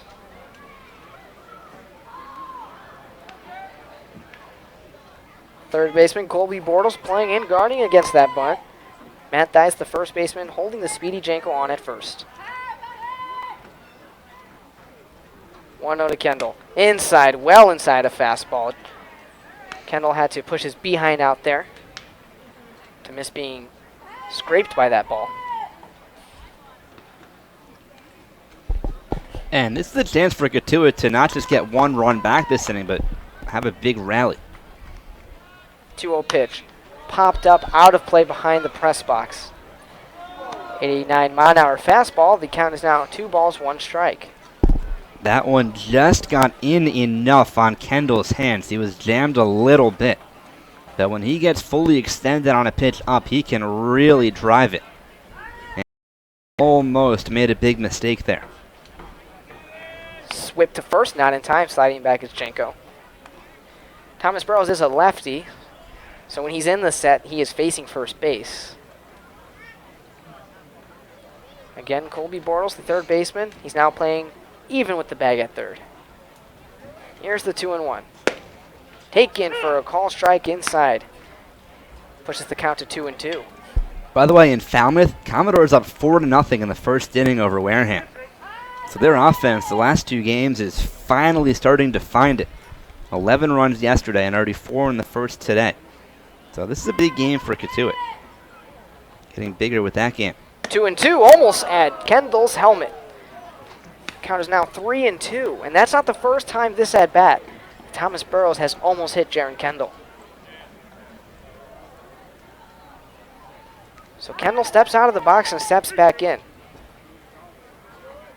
Sage Janko taking off the lead at first, being held at first by the first baseman. Payoff pitch, laying off of that fastball inside off the corner. That is a walk to Jaron Kendall. That was very close on the check swing, too. A late appeal over to Tim Reiner, the third base umpire, who's between second and third. And at first, I kind of thought he was going to punch him out the way he moved his hands, and then said safe. And that's a tough angle for him to see it from as well. And now, the man you want at the plate, Will Haney, with a big RBI chance to cut this deficit even more. Big righty. Here's the first pitch. Is outside. It is 1-0 to Haney, and now Rogers going to have a little chat with Thomas Burrows, his pitcher. That was an 81-mile-an-hour pitch. And now a mound visit. Looks like Harbor Hawks head coach Chad Gassman going out there to the mound. Oh, this is a big spot in this game because Haney, by far the most power on this team. And he needs to go ahead and run at home plate. So with one charge, he can completely turn this game around. And what makes the storyline even better is that Burrows and Haney are college teammates at Alabama. So big-time bragging rights on the line. And again, game RBI streak for Haney. He extended the hitting streak to 9 in the first inning. But now looking to make it 9 straight with an RBI as well.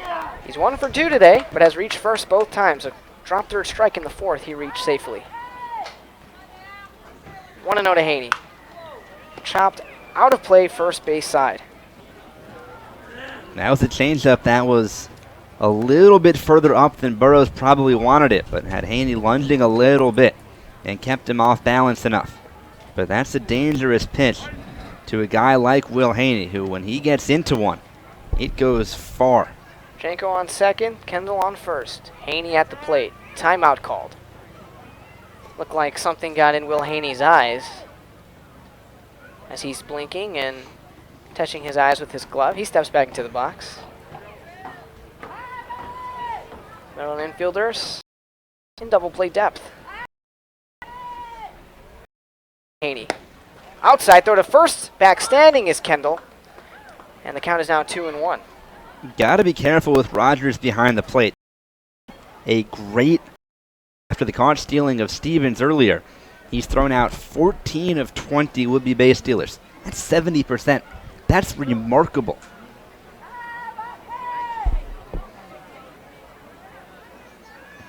Two and one pitch to Haney. Swing and a slash foul behind home plate to the fence. Evens up the count 2-2. And a big, big cutter to fastball right there. So a tense at-bat between these two college teammates. Will Haney looking to get the upper hand on Thomas Burrows yet again tonight. He waits for the 2-2. The pitch is inside, skipped in the dirt, blocked by Rogers. And it is a full count, second straight full count for the Kettleers. That's a big play by Rogers, too, to keep that ball in front of him. Because very, very good speed on the bases in Jenko and Kendall. And if the ball gets away from you even a little bit, I don't think either of them would hesitate to try and take a base. And Kendall at first, the tying run on a 2-run game. So you want to keep him out of scoring position. The payoff pitch. Grounder along short. Errol Robinson has it moving to his right. Throw to second is in time. Whoa, that was close. I thought Kendall was in there. He is, again, really fast. That was a very, very close play. Kendall kind of jumped up in frustration. I think he thought he was safe, too. Boy, was that a big play. So Will Haney on base via the fielder's choice. Jaron Kendall retired, 6-4. And Brandon Berry up to the plate. It is 2 outs in the home half of the fifth. Runners on the corners. Barry is 0 for 2 today. Big RBI chance right here. First pitch taken for a called strike, a fastball at the knees. Time to make up for his error earlier, because that error allowed 2 runs to score. A chance to make a big dent in this deficit or even give Cotuit the lead with a homer. 0-1 pitch. Outside, swing and a miss. Fastball. Brandon Berry falls behind 0-2, and Rogers was framing the outside edge of the plate. And Burrows throwing right to that spot. So a good sequence of events for the pitcher-catcher combination. And Brandon Berry's in the hole, 0-2. Runners on first and third. Jenko on at third, Haney at first. The 0-2 to Berry. Chopped to the right side, grabbed by the first baseman Theis, and taking it himself, the 3 unassisted, ends the inning. So the Kettleers leave a couple runners stranded on the corners. We're through 5 full. They trail the Hyannis Harbor Hawks 3-1 on the Cape Cod Baseball League Network. Celebrate history and build for the future, brick by brick. That's the slogan for the Cotuit Kettleers engraved brick fundraiser. The bricks we engrave for you will replace the blank bricks in the plaza area behind home plate. Cheer on the Kettleers, honor that special someone, celebrate a life event, or recognize your business. These are only a few examples of what you might want on your engraved brick. To get started, visit the Kettleers website at www.kettleers.org or stop by the tables under the red tents at all Kettleer home games.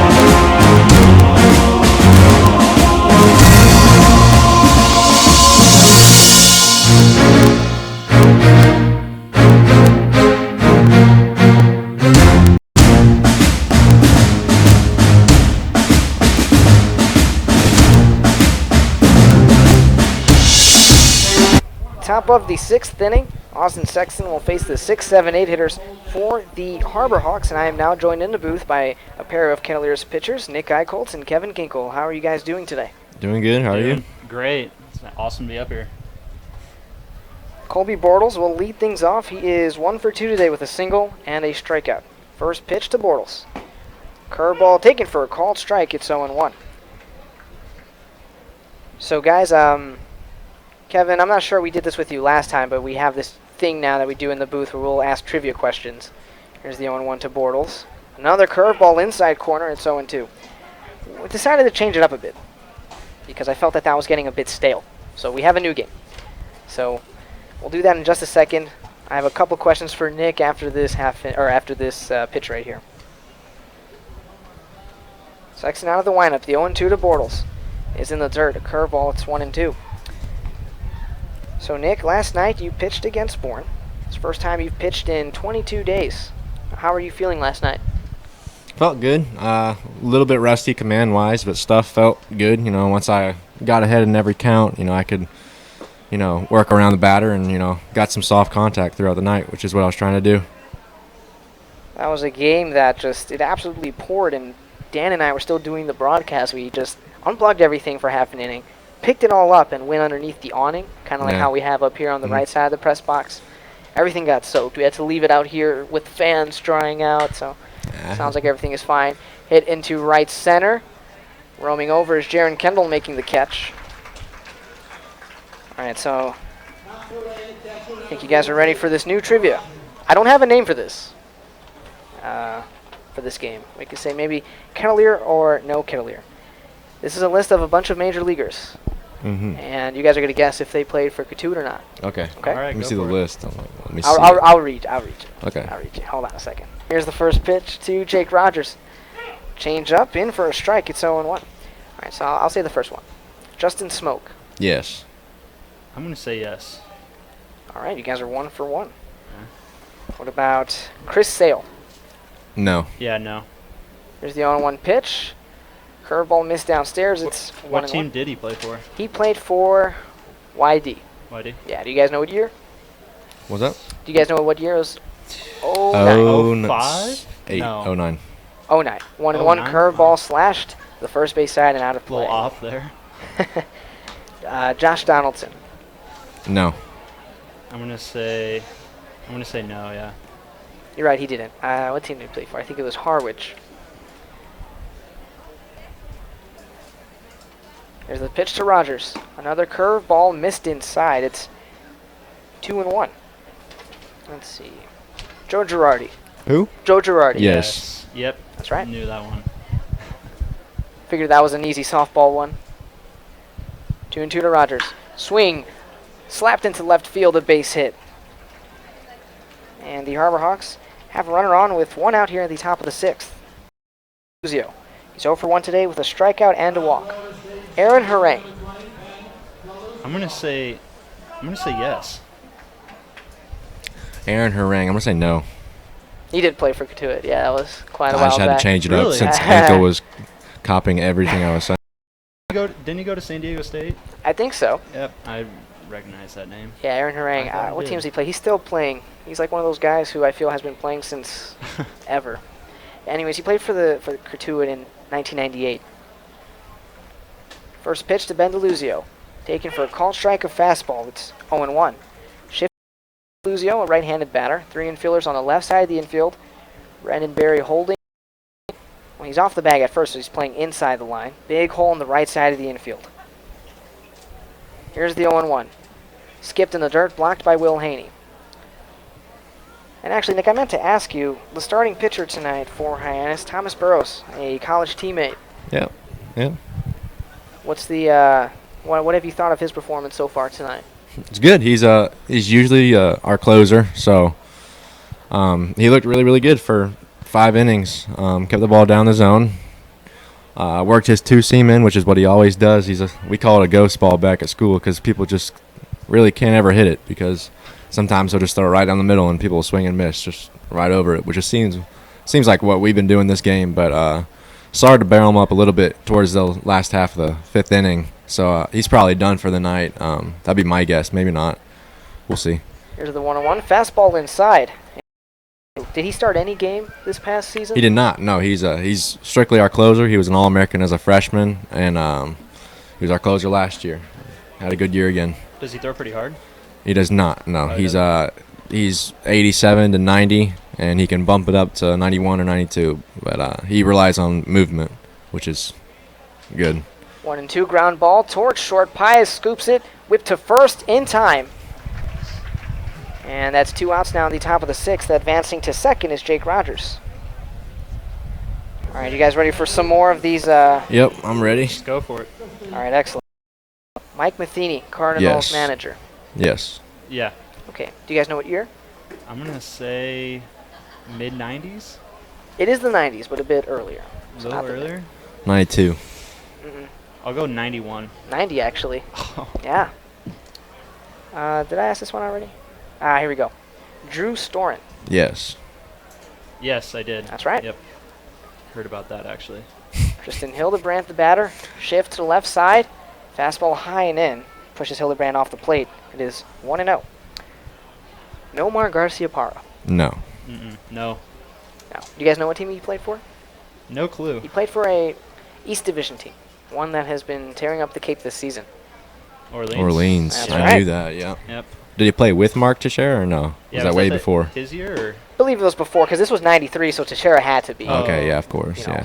yeah. I don't know what year he did, but I'm going to say Teixeira's like 03 maybe? I think so. I think I think that's right on the money, 03. He's the Okay. only hitter ever at Eldridge Park to hit a home run dead center. Apparently, that's what I've heard. So I have no way of verifying that, of course, really. I don't know. That's every a bomb out there. Here's the 1-1. Oh, Curveball, jeez. backdoor, missed high and inside. It's 2-1. Looked like he buckled the hitter right there. Yeah, back Jeez. knee. All right. Brian Roberts, Coach Roberts' son. Brian Roberts? Mm-hmm. No, he did not. I'll just go no because Gink was copying me on everything. So Here's a 2-1. Fly ball left field. You know it 'cause Running I'm toward right. the gap is Brett Stevens. And that ends the inning. So we are through 5.5. The Kettleers trail the Harbor Hawks 3-1 on the Cape Cod Baseball League Network. These two guys will stay with me for the bottom half of the inning, and we'll head to a commercial break.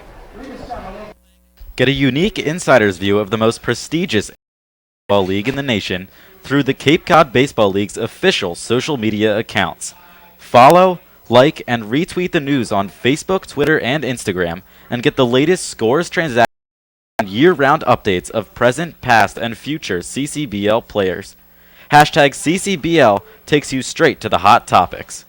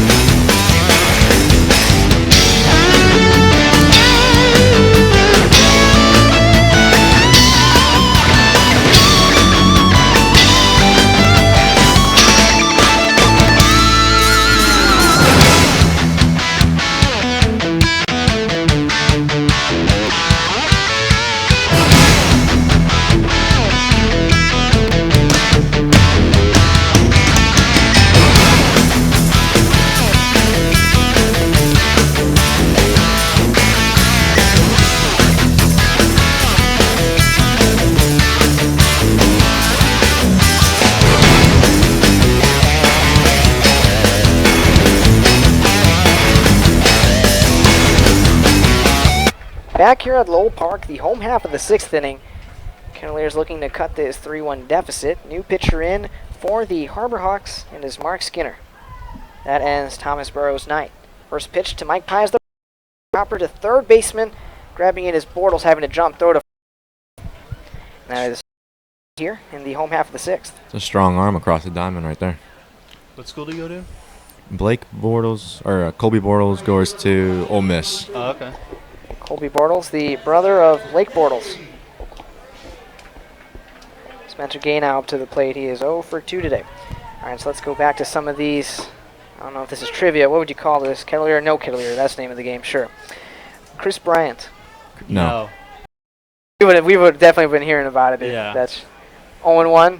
Did he play Down for and in. Chatham? That's right. You've got some really good knowledge of past Cape players. I study it. Kyle Schwarber. What about No. Kyle Schwarber? No. Played at Wareham. That's right. Oh, Nick went up on me there. 2012, 2013. He won a championship. What year was that? 2012? And then 2013 they won like 9 games. 2-1 swing and a miss. 89-mile-an-hour fastball. Spencer Gay falls. Well, that evens up the count actually 2-2. Josh Harrison. Yes. 100% sure of that.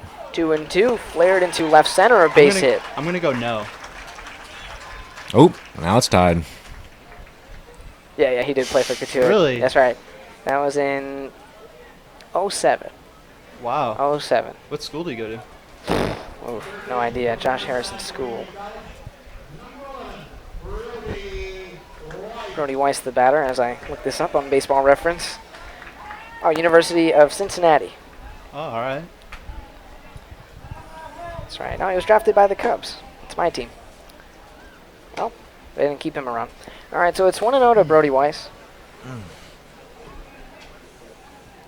Trying to think. Let me get a couple more in here. Todd Frazier. Chopper over to Errol Robinson, the second, the shortstop. Throw to second for 1. Flip to first is not in time. Almost a double play. Yeah, no. That's right. Todd Frazier did not play, and I don't even remember what team he did play for. He played in 05 and 06. It was Wareham? Okay, Todd Frazier played for Wareham. Greg Cameron, our video coordinator. You said you've been keeping count of who's been right and wrong. What's the... Each. Wow. So I need to think of a couple more or something. So it's 2 outs now in the 6th. Brett Stevens the batter. First pitch to Stevens. Fastball outside corner called strike. All right. This will be...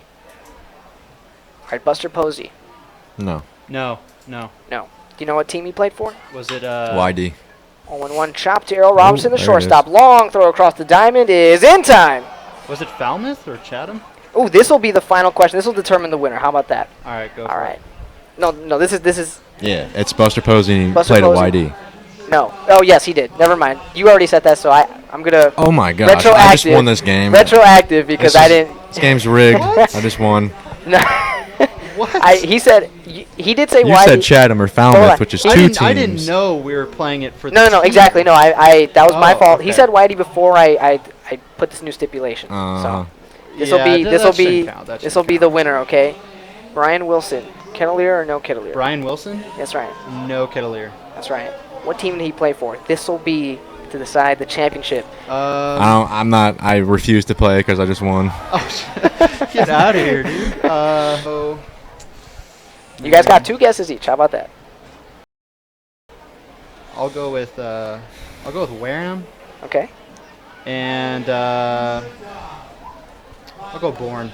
Wareham and Bourne. Oh, Orleans and who'd you say? Wareham and Bourne. Yeah.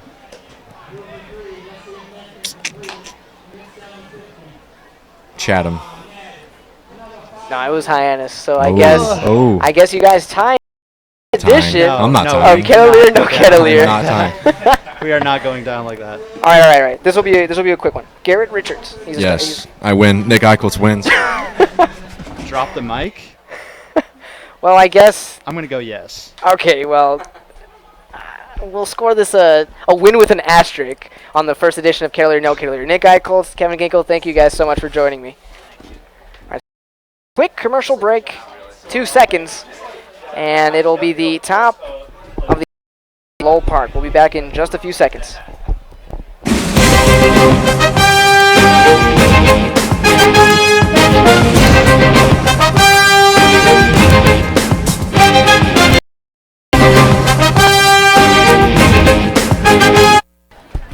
Top of the 7th inning, and I will hand this off to my broadcast partner, Dan Silverman. Take it away. 3-1 in the 7th inning. Errol Robinson leads off and swings and grounds one to third and right past Brody Weiss and into left field, a base hit. Now they'll give Weiss an error. Well, a lot of times in this league on hard hit grounders like that, they wind up scoring those a base hit, but smash right through Weiss. And that'll be his 7th error of the year. It's 3-1 Hyannis. Top of the 7th inning, and Austin Sexton began the inning. Now Coach Roberts out to the mound, and that might be all for him. Jack Anderson is warming in the bullpen. No move to the pen has been made yet. Roberts taking his time, walking out to the mound. So we'll have to wait and see, but that's error number 3 on the afternoon for Cotuit. And they've all been on the infield. One on Paez, one on Berry, and now one on Weiss, and Roberts calls to the bullpen. So that's going to be it for Sexton, although Roberts saying something out there, trying to communicate, I guess, who he wants to come in. He looks frustrated and a lot of confusion out there.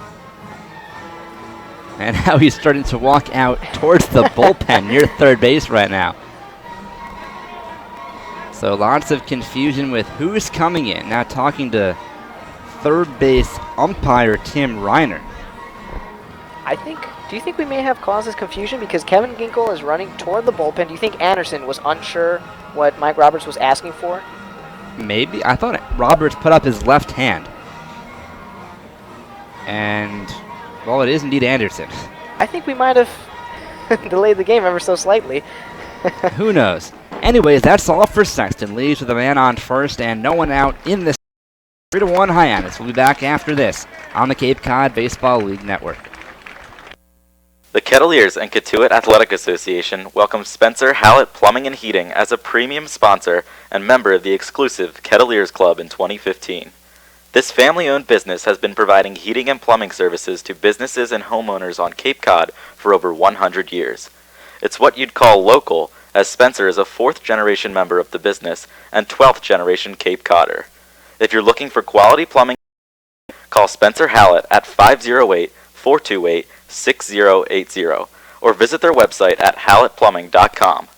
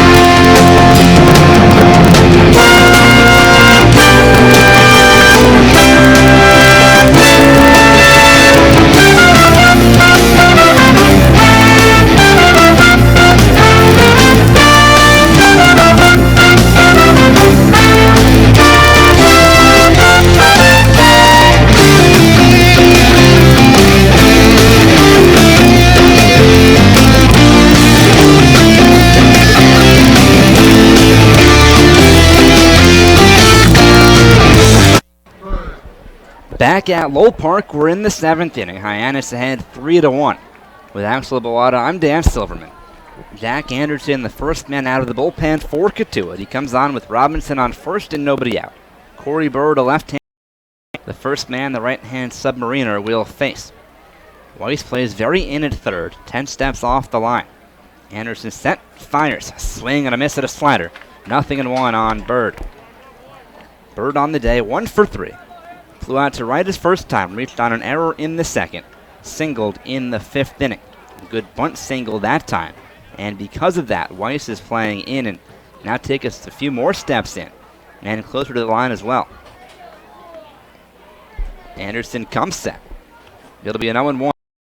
The righty delivers. Bird shows bunt, pulls it back, and takes a strike on the outside corner, a slider. It's 0-2.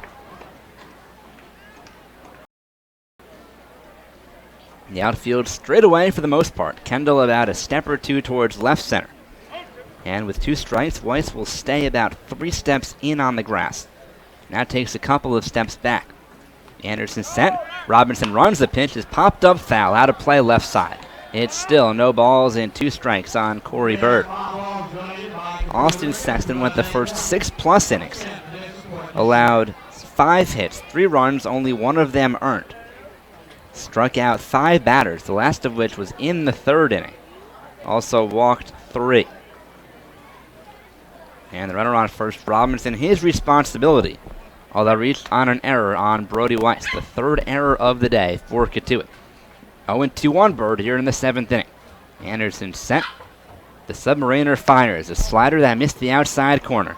It's 1-2. And Anderson pitched an inning last night against Bourne, gave up 5 hits, 5 earned runs, really struggled on the mound last night.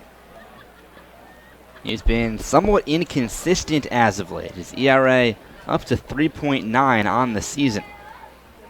He comes set, belt high.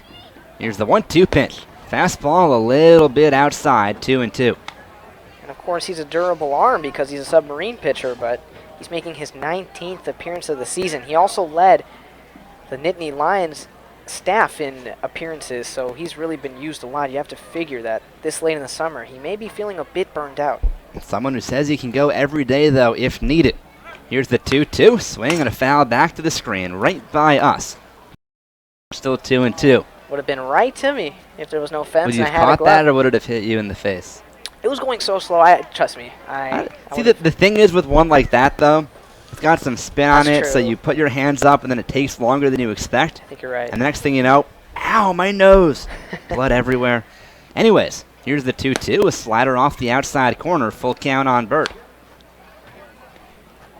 Hyannis got all 3 of their runs early on in this game, all in the second. Cotuit got 1 back in the 5th inning. It's 3-1 here in the 7th inning. Falmouth leads Wareham 4-0 that game in the 3rd. So if that score stands and this one does, half a game on top. Runner goes, the payoff pitch is popped up foul overhead. It's still a full count on Bird. And he's battling in this at-bat against Anderson, who as of late has really struggled with that put-away pitch. He's just a sinker, slider type of guy. But again, with a submarine pitcher, it's a lot tougher to pick up on because hitters just aren't used to that. So a full count on Bird.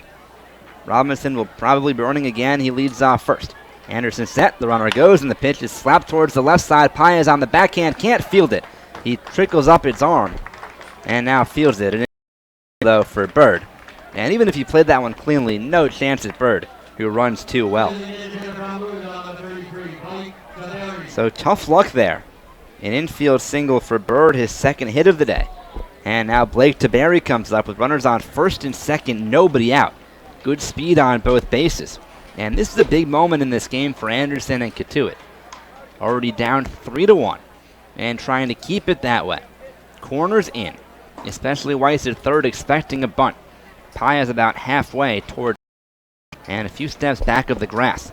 First pitch to the lefty is shot back to the mound. Anderson's got it, goes to 2nd for 1, and it goes to 3rd, and it goes off of Weiss's glove and down the left field. Robinson scores, Bird goes to 3rd, Taberry safe at 1st, and the mess of the Kettleers infield defense continues. Just an inexcusable mistake right there. And that's going to be the 2nd error of this inning for Brody Weiss, the 3rd baseman. Anderson did a really good job of handcuffing Blake Taberry, a slow little roller back to the mound. Plenty of time to throw to 3rd. It literally just popped in and out of the glove of Weiss and behind him. Just inexcusable. And they pay the price. This game is now 4-1. And still runners on the corners, nobody out. Matt Theis, the lefty, coming up. Corners are in. Now the entire infield will play in. Berry holding on the runner Taberry at 1st. Anderson fires home to the lefty. A swing and a foul back to the screen, a slider. It's 0-1. The best of throws by Anderson, a little bit up the 3rd base line, but you have to catch the baseball. And that hit right off of his glove. And Kettleers defensively, just a mess right. Well, they're going to give the error to Anderson on the throw. Not a great throw. Looked like Weiss still should have hung on to it, though. Here's the 0-1. Swing and a miss, a slider. It's 0-2. And a strikeout here would be enormous for Anderson. So a fielder's choice and then an E1. That allowed Robinson to be safe at score. The error also moves Bird to 3rd. Taberry on at 1st on the fielder's choice. The 0-2 pitch, swing, and a fly ball foul left side out of play. It's still no balls and 2 strikes. 4-1 Hyannis in the 7th inning. 3 of the runs unearned. 4 errors on the day for Cotuit. 2 this inning, 2 in the 2nd. And some of the plays just inexcusable like that last one. Here's Anderson's 0-2. It's shot foul the other way. It's still no balls and 2 strikes on Matt Theis. And that closes the line on Austin Sexton tonight. 4 runs allowed, only 1 of them earned. You have to feel for him because he went 6 pretty strong innings, but lost if the score holds. He was better than that stat line will show, at least runs-wise, but really badly just hurt by the defense as the slider is fouled off near the parking lot. It's still 0-2 on Theis. The infield in all the way around. 2 infielders on each side with the lefty Theis batting. Berry holds on the runner Taberry at 1st. Fabio halfway between 1st and 2nd. Paez about 4 steps to the left of 2nd. And Weiss well off the line at 3rd. Here's the 0-2 pitch. Slider in there. Strike 3 called. Got him looking with a hook on the outside corner. There's a big first out for Jack Anderson. An excellent pitch. Looked like it was going to be a ball off that outside corner, but then just broke in just enough inside. And he retires Matt Theis. 2nd time Matt Theis has struck it out tonight. And that's just the first out of the inning. Thanks to 2 errors, Austin Hayes the batter, and still runners on the corners with a man away. Bird on third to Barry on first, and a run in. It's 4-1 Hyannis in the 7th. Again, the infield stays in, 2 on each side, although Fabio shaded up the middle on the right side. So a big hole there. First pitch, a wave and a miss to the slider away. 0-1 on Austin Hayes. And right there, even for his own standards, Anderson taking quite a bit off of it. A slider 69 miles an hour. Hayes doubled and scored in the 2nd. Struck out looking in the 3rd. Flew out to right in the 5th. He's 1 for 3. Righty batter in open stance. He does not wear batting gloves. Here's Anderson's 0-1. Fastball nips the inside corner. It's 0-2. Hayes kind of grimaced after that one. Wasn't sure if it hit that corner or not. Either way, he's behind 0-2, and Anderson would love another strikeout. He already has 1 this inning, with 1st and 3rd 1 out in the 7th. Here's the 0-2 to Hayes. Swing and a foul over the screen. Lunged for a slider. It remains no balls and 2 strikes. The outfield is straight away. A very good arm in center field in Jaron Kendall. Stevens, a pretty good arm in left. Spencer Gay, we haven't seen much of his arm in right field. He's an infielder by trade. Anderson set, fires an 0-2. Slider missed low. 1-2 on Austin Hayes. Cotuit already down 3 runs. And with the way their offense has looked today and really all season against Hyannis, that might be a lot to come back from. And with Falmouth on top 4-0, Kettleers in danger of seeing their lead drop to half a game. Here's the 1-2. Line towards third, past the diving Weiss, and into left field, a base hit. In to score is Bird. Taberry stops at second. On at first with an RBI single is and Hyannis has a 5-1 lead.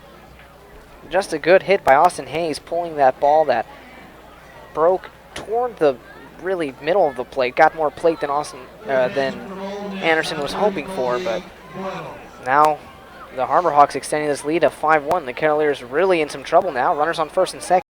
1 out. And more bad news in Falmouth. Now 8-0 in the 3rd inning. Kettleers need their pitching to hold up quickly here, as well as get the offense going, and they're down 4 in the 7th. Bortles, a righty, digs in. He's 1 for 3 with a run. Anderson deals a swing and a miss, and a big swing at a slider. It's 0-1. I think I felt the breeze up here from that one. There is some action in the Cotuit bullpen. I think like Jonathan King was throwing before. Not sure if that was just a bullpen session or if he might pitch in this game. And now a righty throwing. Maybe Nick Lewis? Can't really tell from up here. 0-1. Anderson set, fires home. Another swing and a miss at a slider. It's 0-2. And Slider put in the same spot. Figured if I fooled Bortles once, let me do it again. Looking to get him one more time. A double play ball would be even better with 1st and 2nd, 1 away in the 7th. 2 runs home in the frame. 5-1 Hyannis. Here's the 0-2 pitch. Slider a little bit downstairs. Ball 1. And that one did not miss by much. Middle infield at double play depth. Weiss plays in it about a step off the line. Barry behind the runner at first, playing well off the first base line. Here's Anderson's 1-2. Swing on a foul tip. Haney hangs on. And there's strike 3. Second strikeout of the inning for Jack Anderson. Looked like another slider by Anderson, but this time on the outside corner downstairs. Got 2 swings and misses on the outside corner upstairs before that. And 1 more out to go. Jake Rogers, the catcher, coming up. He singled twice today. Scored in the 2nd. Also drove in a run with that 2nd. That's Duncan Robinson throwing in the pen for Cotuit. With 1st and 2nd, 2 away in the 7th. First pitch from Anderson. A fastball missed low on Rogers. Ball 1.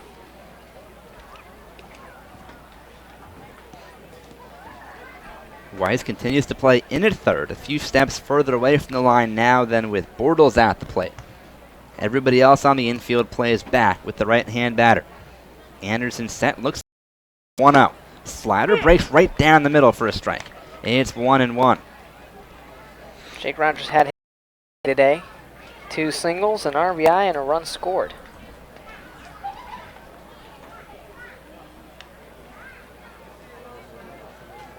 Looking to continue that big day. 1-1. Swinging a looper towards center. Coming on is Kendall. It falls in for a base hit. Coming around third. And throw goes into third. And now they have Hayes in a rundown. Run back towards second. Pius flips to Berry. And he tags him out as he tried to spin out of the way to end the inning. But the run into Berry will score. And then it goes 5 to 6 to 3. Or 8 to 5 to 6 to 3. On the putout of Hayes at third. An RBI single though for Rogers. The run counts, it's 6-1. In the for Hyannis, they score 3 runs on 3 hits, 2 big errors, and 1 man left. Seventh inning stretch time, 6-1 Hyannis on the Cape Cod Baseball League. Land that I love, stand beside her and guide her through the night with a light from above. From the mountains to the prairies to the oceans white with foam. God bless America, my home sweet home. God bless America, my home sweet home.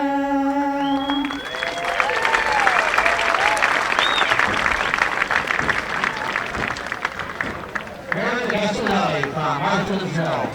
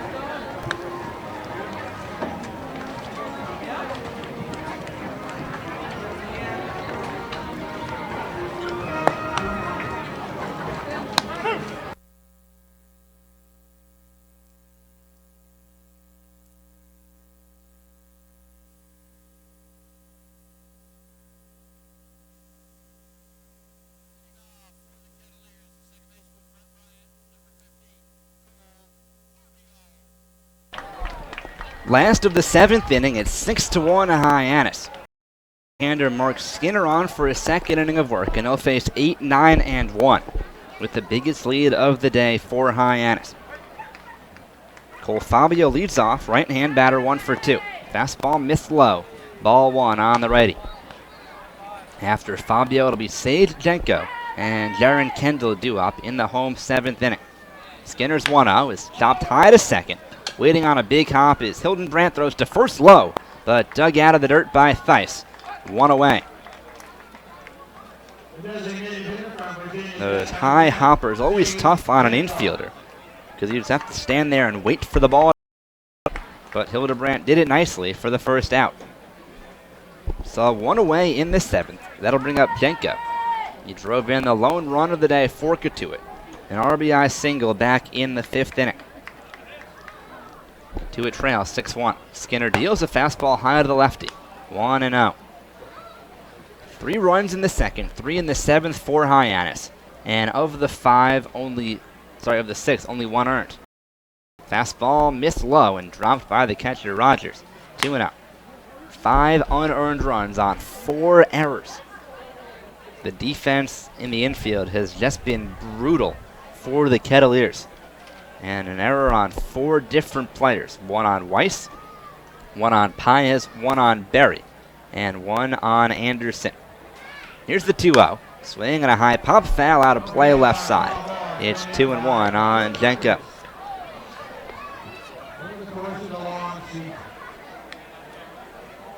So it's been rough fielding-wise, and the offense hasn't been much better. Kettleers got 3 of their hits on the lone run in the 5th inning. Other than that, single hits in the 1st and the 6th inning. Down by 5, trying to rally in the 7th. 2-1, fastball rides high, 3-1 on Jenko. And if you're Cotuit, you need base runners any way you can get them. Jenko, a speedster. Ball 4 would work. The 3-1, fastball, paints the outside corner.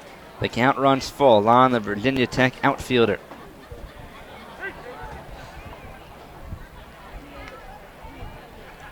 Skinner comes set. Here's the righty's payoff pitch. Swinging a line drive into right field. It'll hang up for Hayes, who moves in to make the catch, reaching down 2 away. That ball just hung up for him. It was hit pretty well off the bat by Fultes, but he was able to recover for the out. So 2 up, 2 down. And Jaron Kendall coming up for Cotuit. 6 runs, 8 hits, no errors. That no errors column big for a Hyannis. A run on 5 hits, 4 errors, and all of them costly for Cotuit. First pitch to Kendall. He swings and pulls one to first. Off the glove, no, fielded by Theis, falling down, flips to first on the backhand, and falling down but making the play is Skinner. That was weird, and the inning comes to an end. So, plenty of dirt flying around, but Skinner and Theis somehow make the play, and the Kettleers go 1-2-3 in the 7th. Nothing across, on to the 8th, 6-1 Hyannis on the Cape Cod Baseball League Network.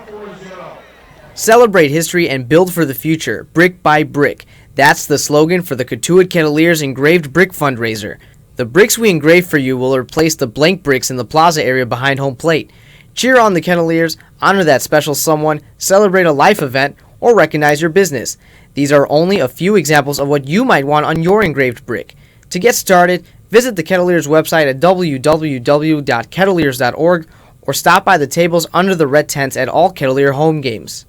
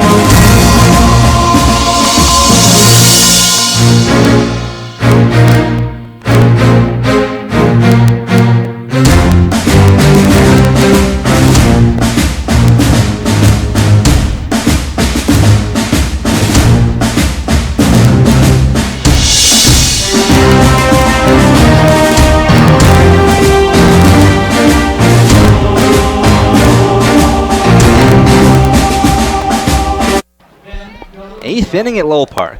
With Axel Bawada, I'm Dan Silver, thank you so much for making us a part of your Friday evening. It's been a rough Friday for the Kettleers, down 6-1 as we go to the 8th inning. Jack Anderson will start the inning. He'll face 8, 9, and 1. The center fielder and right-hand batting Ben DeLuzio leads off. The Submariner comes set at the belt and fires home. A slider right down the middle for a called strike. It's 0-1. And for the second straight night, Jack Anderson hasn't looked great. 2 runs. Of course, his defense didn't really give him much help, but he still has allowed 3 hits. Here's his 0-1. Slider lined into left center field. That's down for a base hit. Kendall plays it in left center, and DeLuzio will turn around first and with a leadoff single here in the 8th.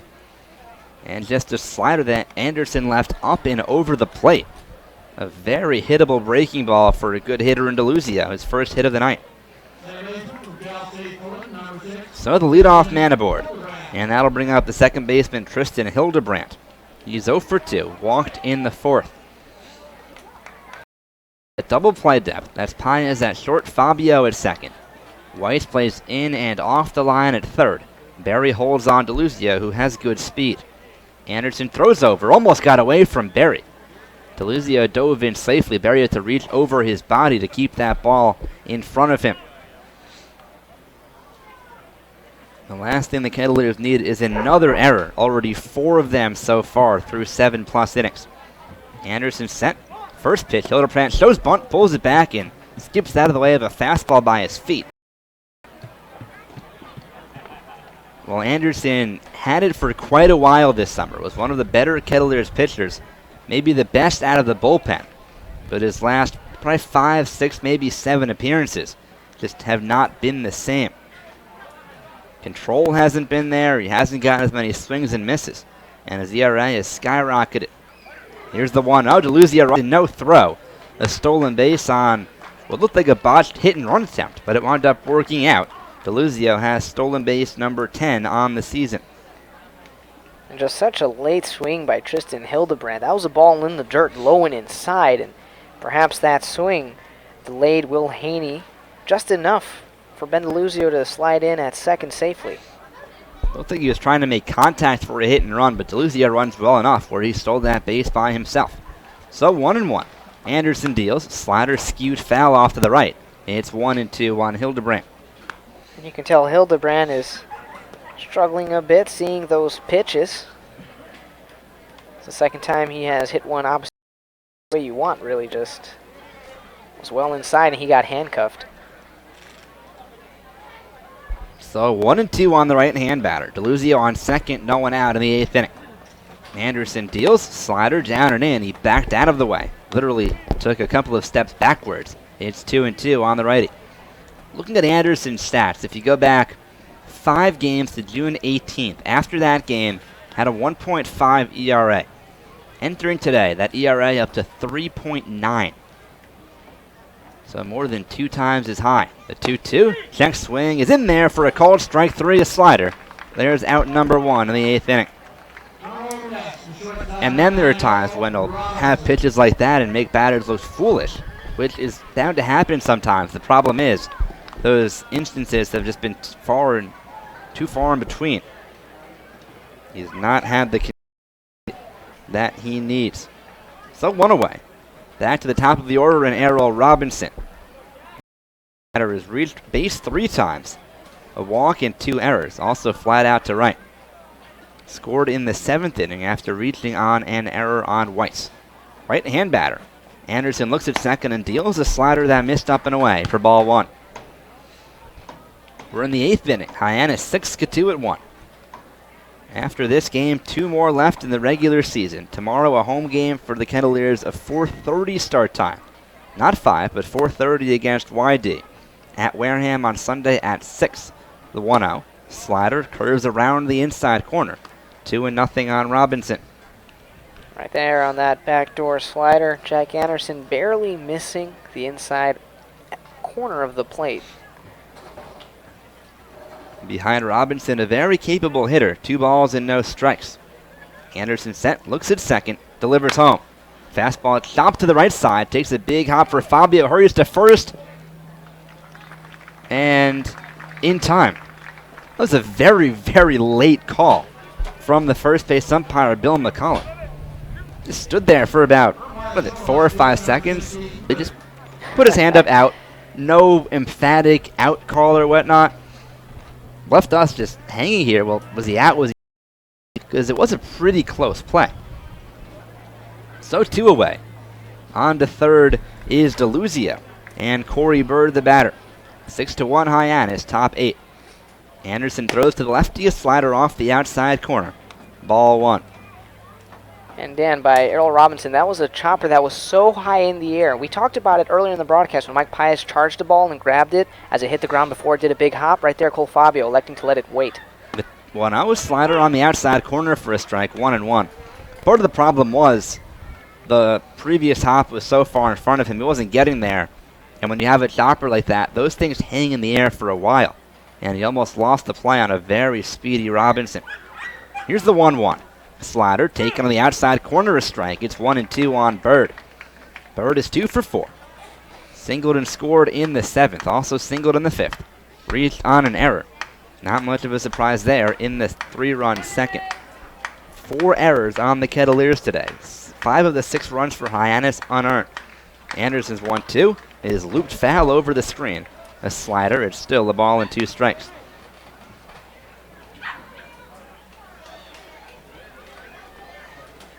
If you're a scoreboard watcher like Axel and I seem to be, Falmouth is ahead 8-3 now. Wareham cut into that lead a little bit in the 4th inning.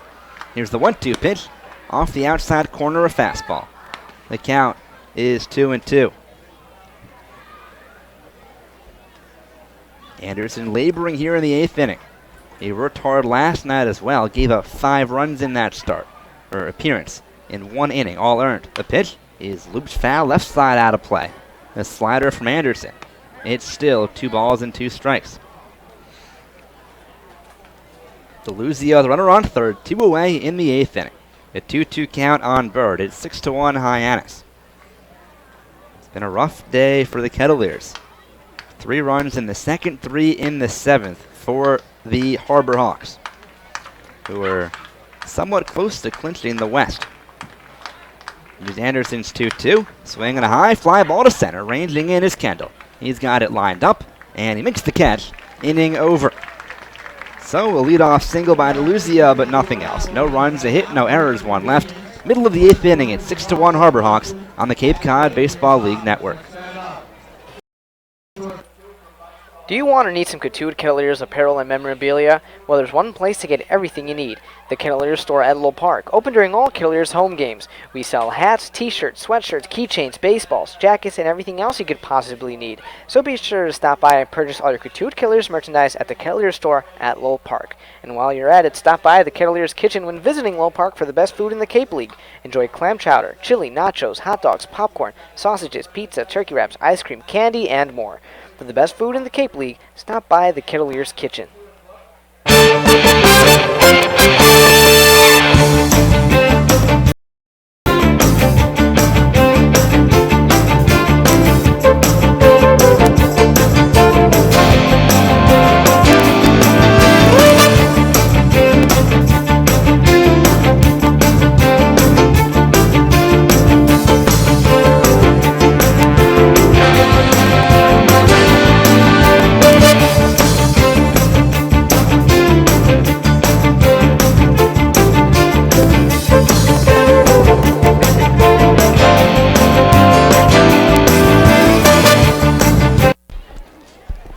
Last of the 8th inning at Lowell Park. Dan Silverman and Axel Bawada with you. It's 6-1 Hyannis. The right-hander Mark Skinner out for his 3rd inning of work. He's allowed 1 base runner through 2. A single by Spencer Gay in the 6th inning. He'll face the heart of the order here. 2-3-4. Will Haney, Brandon Berry, and Mike Pius. Haney is 1 for 3. RBI streak on the line. First pitch, a curveball is down and away. Ball 1 on the big right-hand batter from Alabama.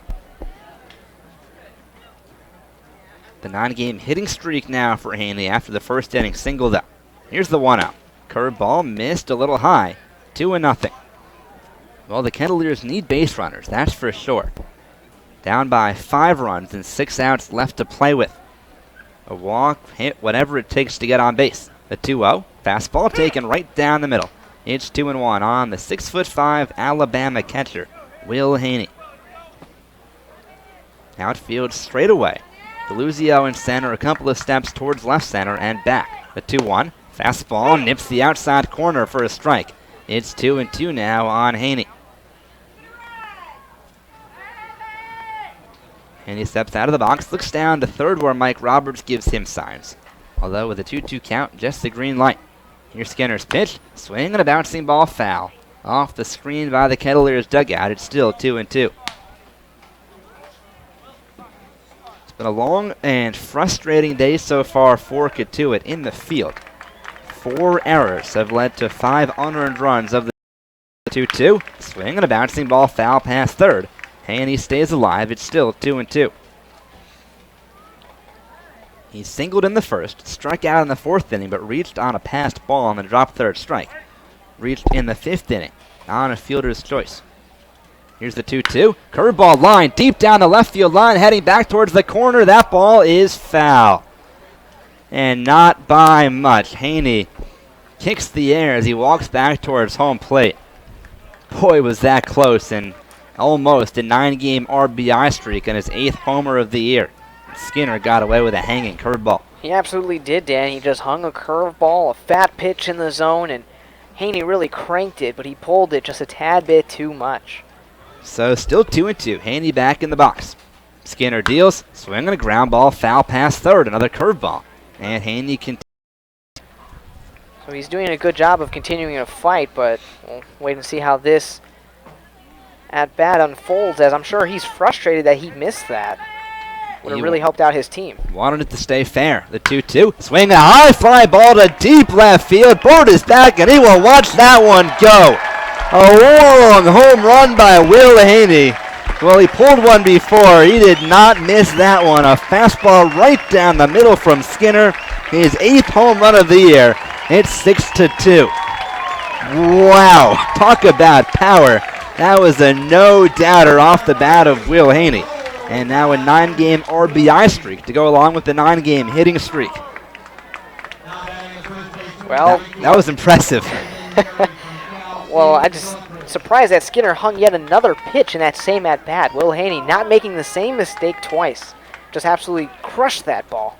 First pitch to Barry, a fastball taken at the belt for a strike, 0-1.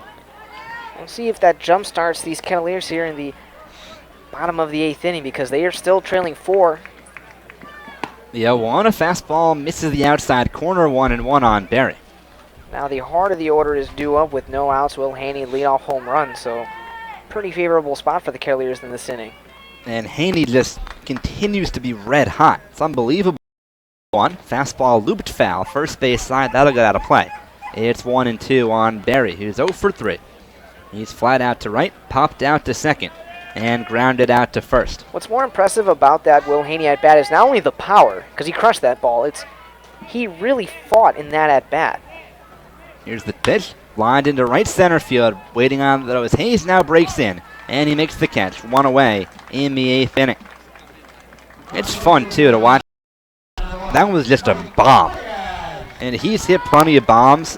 That might have been the furthest we've seen this year, because a lot of them are further to straightaway left or more towards the line, but that one more towards straightaway left, left center-ish a little bit.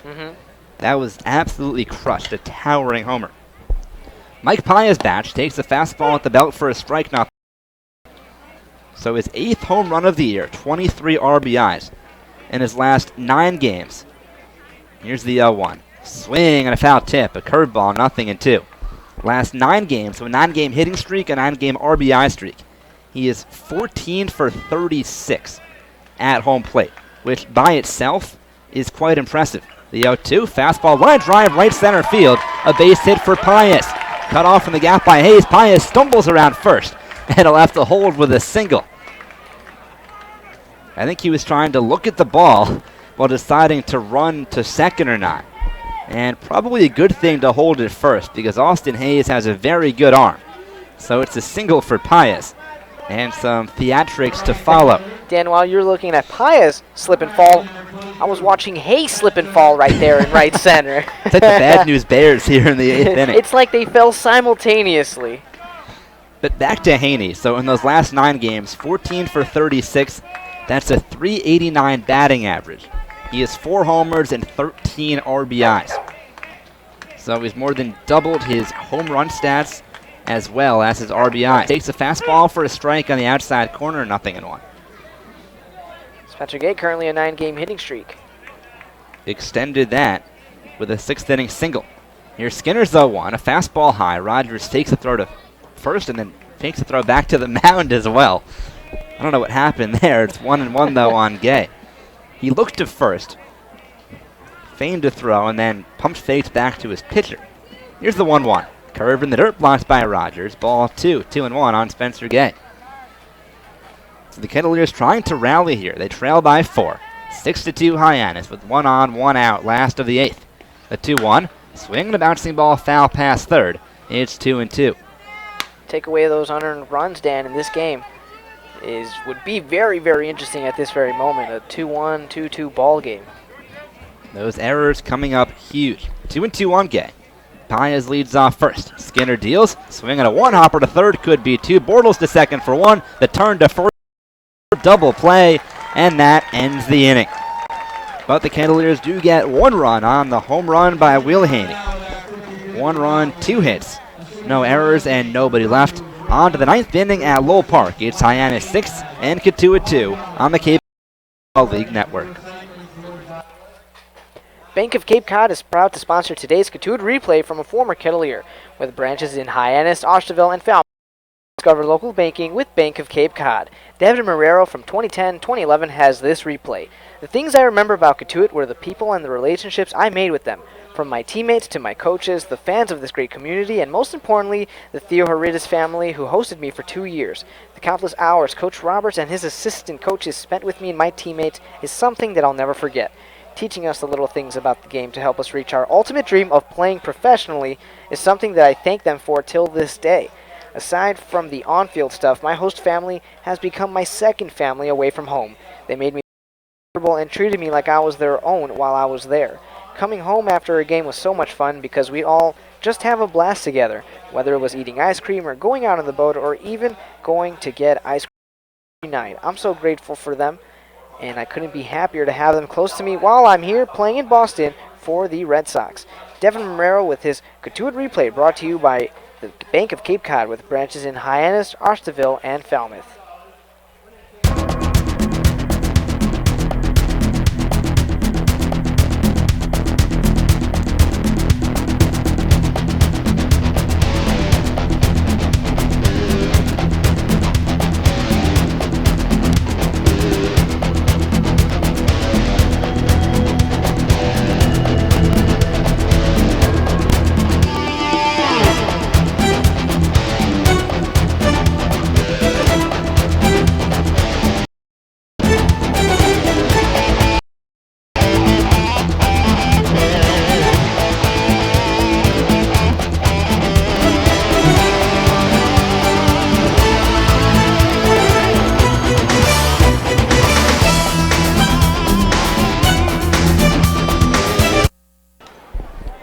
Ninth inning in Cotuit. With Axel Bawada, I'm Dan Silverman. Hyannis up 6-2.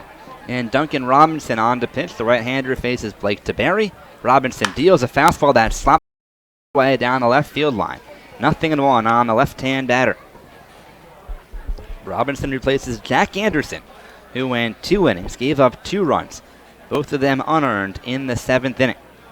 Here's the right-hander's 0-1. Fastball a little bit low. It's 1-1 on to Barry, who's 0 for 4. He reached down the fielder's choice and scored in that 7th inning. Robinson pitches from the full windup. The righty kicks and fires a fastball that rides high at 91. 2-1 on to Barry. He'll be followed by Thice and Hayes in the 9th. Robinson, a right-hander. The pitch is slashed foul the other way. A fastball, 2-2. His 5th out of the bullpen. He's 1-2 with a 7.31 ERA. Second highest on the team behind Bernardo Flores. Robinson from the full windup. Kicks and fires a 2-2 pitch. Swinging a line drive up the middle. It falls in front of Kendall. A base hit into center field. And again, Hyannis just continues to hit. First hit of the night for Barry. And that'll bring up Matt Thice, who's also 0 for 4. 10th hit of the ball game. They had 13 against Cotuit a couple nights ago at McKeon Park. They just have really figured out this Cotuit pitching staff, and that's been the case all season. Thice, the lefty, steps in. Robinson fires a fastball grounded to second. Could be 2. Big count for Fabio to second for 1. Pius the turn in time. Double play. 4-6-3. 2 men away. And a nice job by Pius to get that throw across, with the hustling Barry sliding in to try and take him out. Nicely turned. The first double play turn today by Cotuit, their 35th of the year.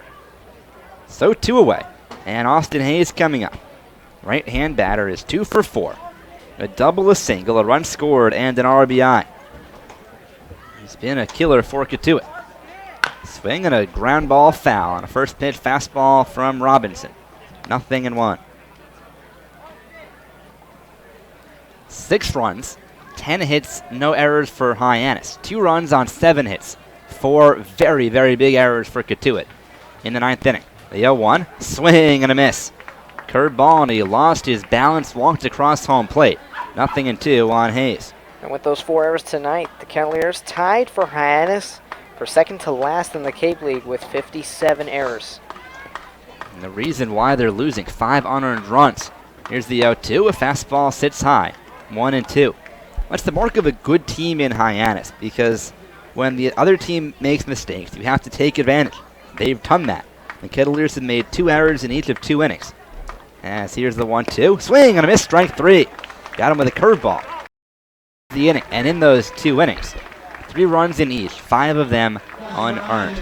In the 9th inning, no runs, 1 hit, no errors, a double play, no one left. Last chances for Cotuit. Middle of the 9th inning, it's 6-2 Harbor Hawks on the Cape Cod Baseball League Network.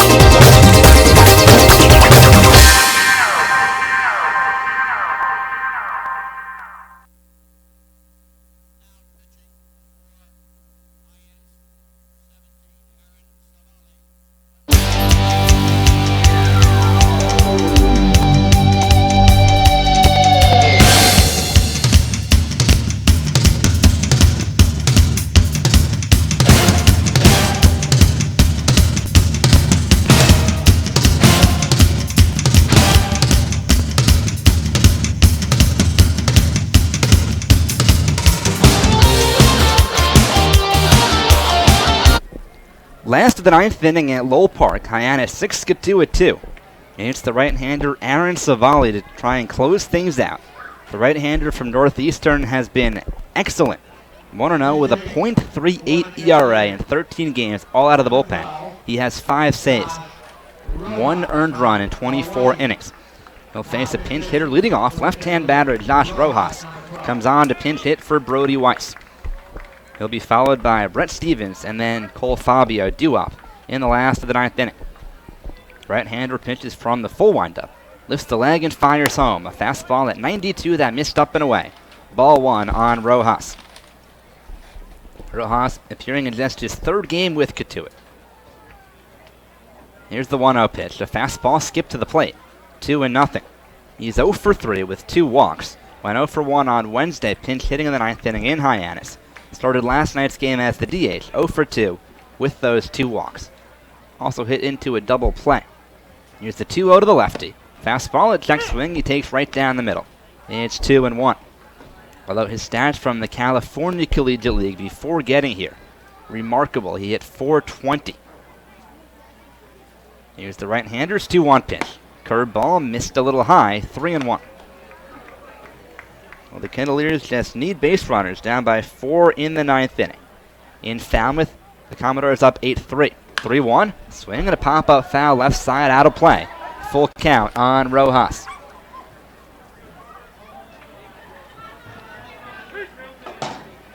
So Savali gets the new baseball. Rojas digs back into the left-hand batter's box.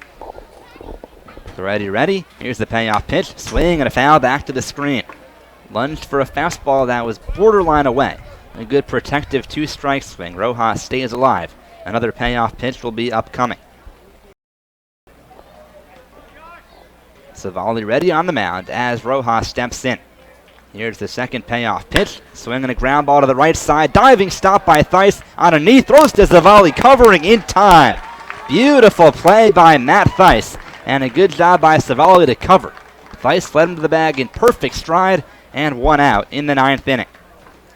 And that is just a tremendous play by Theis.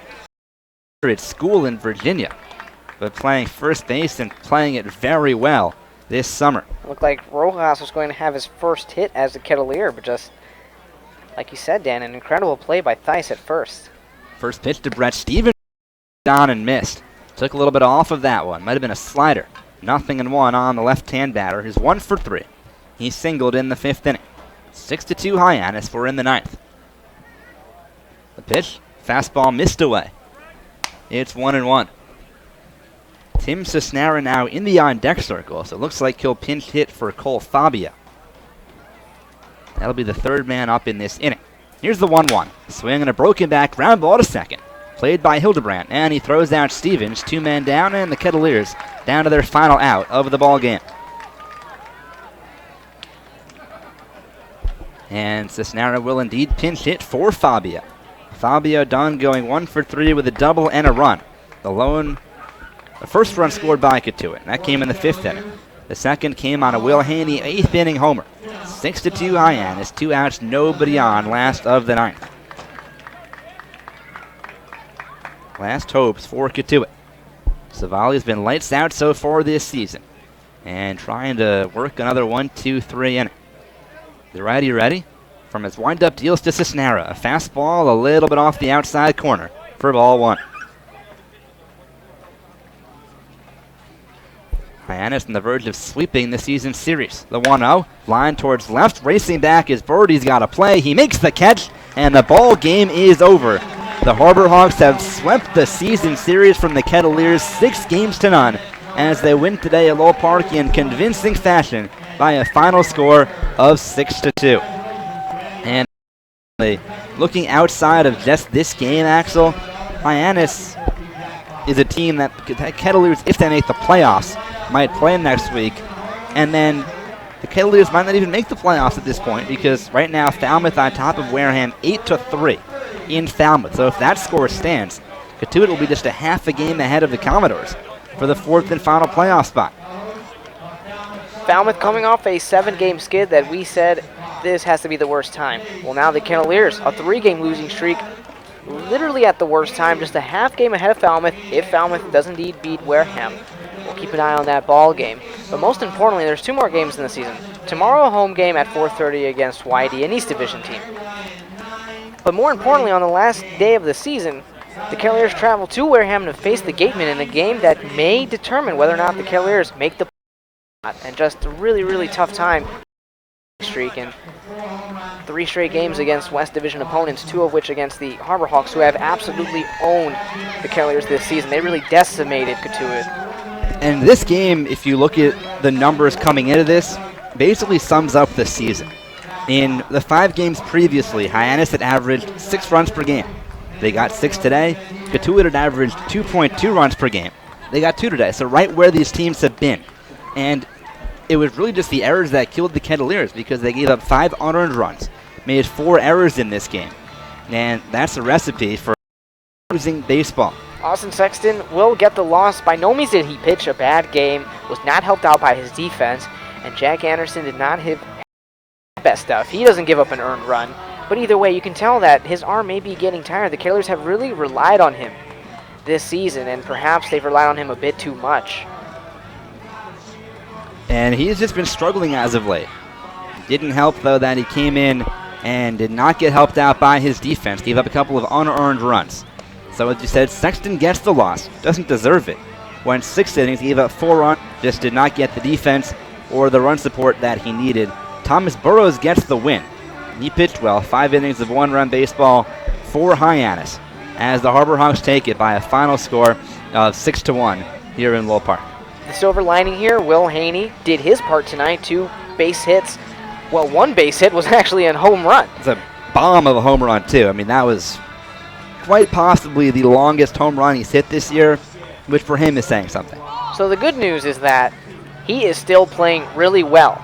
A 9-game hitting streak, he's been exceptional. You better believe that the Kettleers are going to need him tomorrow and at Wareham to come alive yet again to really preserve this playoff spot that they're just clinging onto by a half game. And for Haney, over his last 9 games, including today, a 9-game hitting streak, a 9-game RBI streak. He's 14 for 36. That's a .389 batting average. 13 RBIs and 4 homers. But it was not enough, as the Kettleers fall today 6-2. And if the Falmouth score stands, they'll be just a half a game ahead of the Commodores for the 4th and final 2 games to go in the regular season. The next game for Cotuit tomorrow afternoon, right back here at Lowell Park against YD. The last time the Kettleers play the Red Sox in the regular season. And as it'll be August 1st, 4:30 the start time tomorrow. So not 5 o'clock if you want to tune in for the beginning or get here for the game. A 4:30 start time tomorrow from Lowell Park. And then Sunday, an away game at Wareham, 6 o'clock the start time to finish up the regular season. So that'll do it for us tonight from Lowell Park. For Axel Bawada, I'm Dan Silverman. Thank you so much for joining us. And we'll see you tomorrow night. Once again, the final score, Hyannis 6 and Cotuit 2.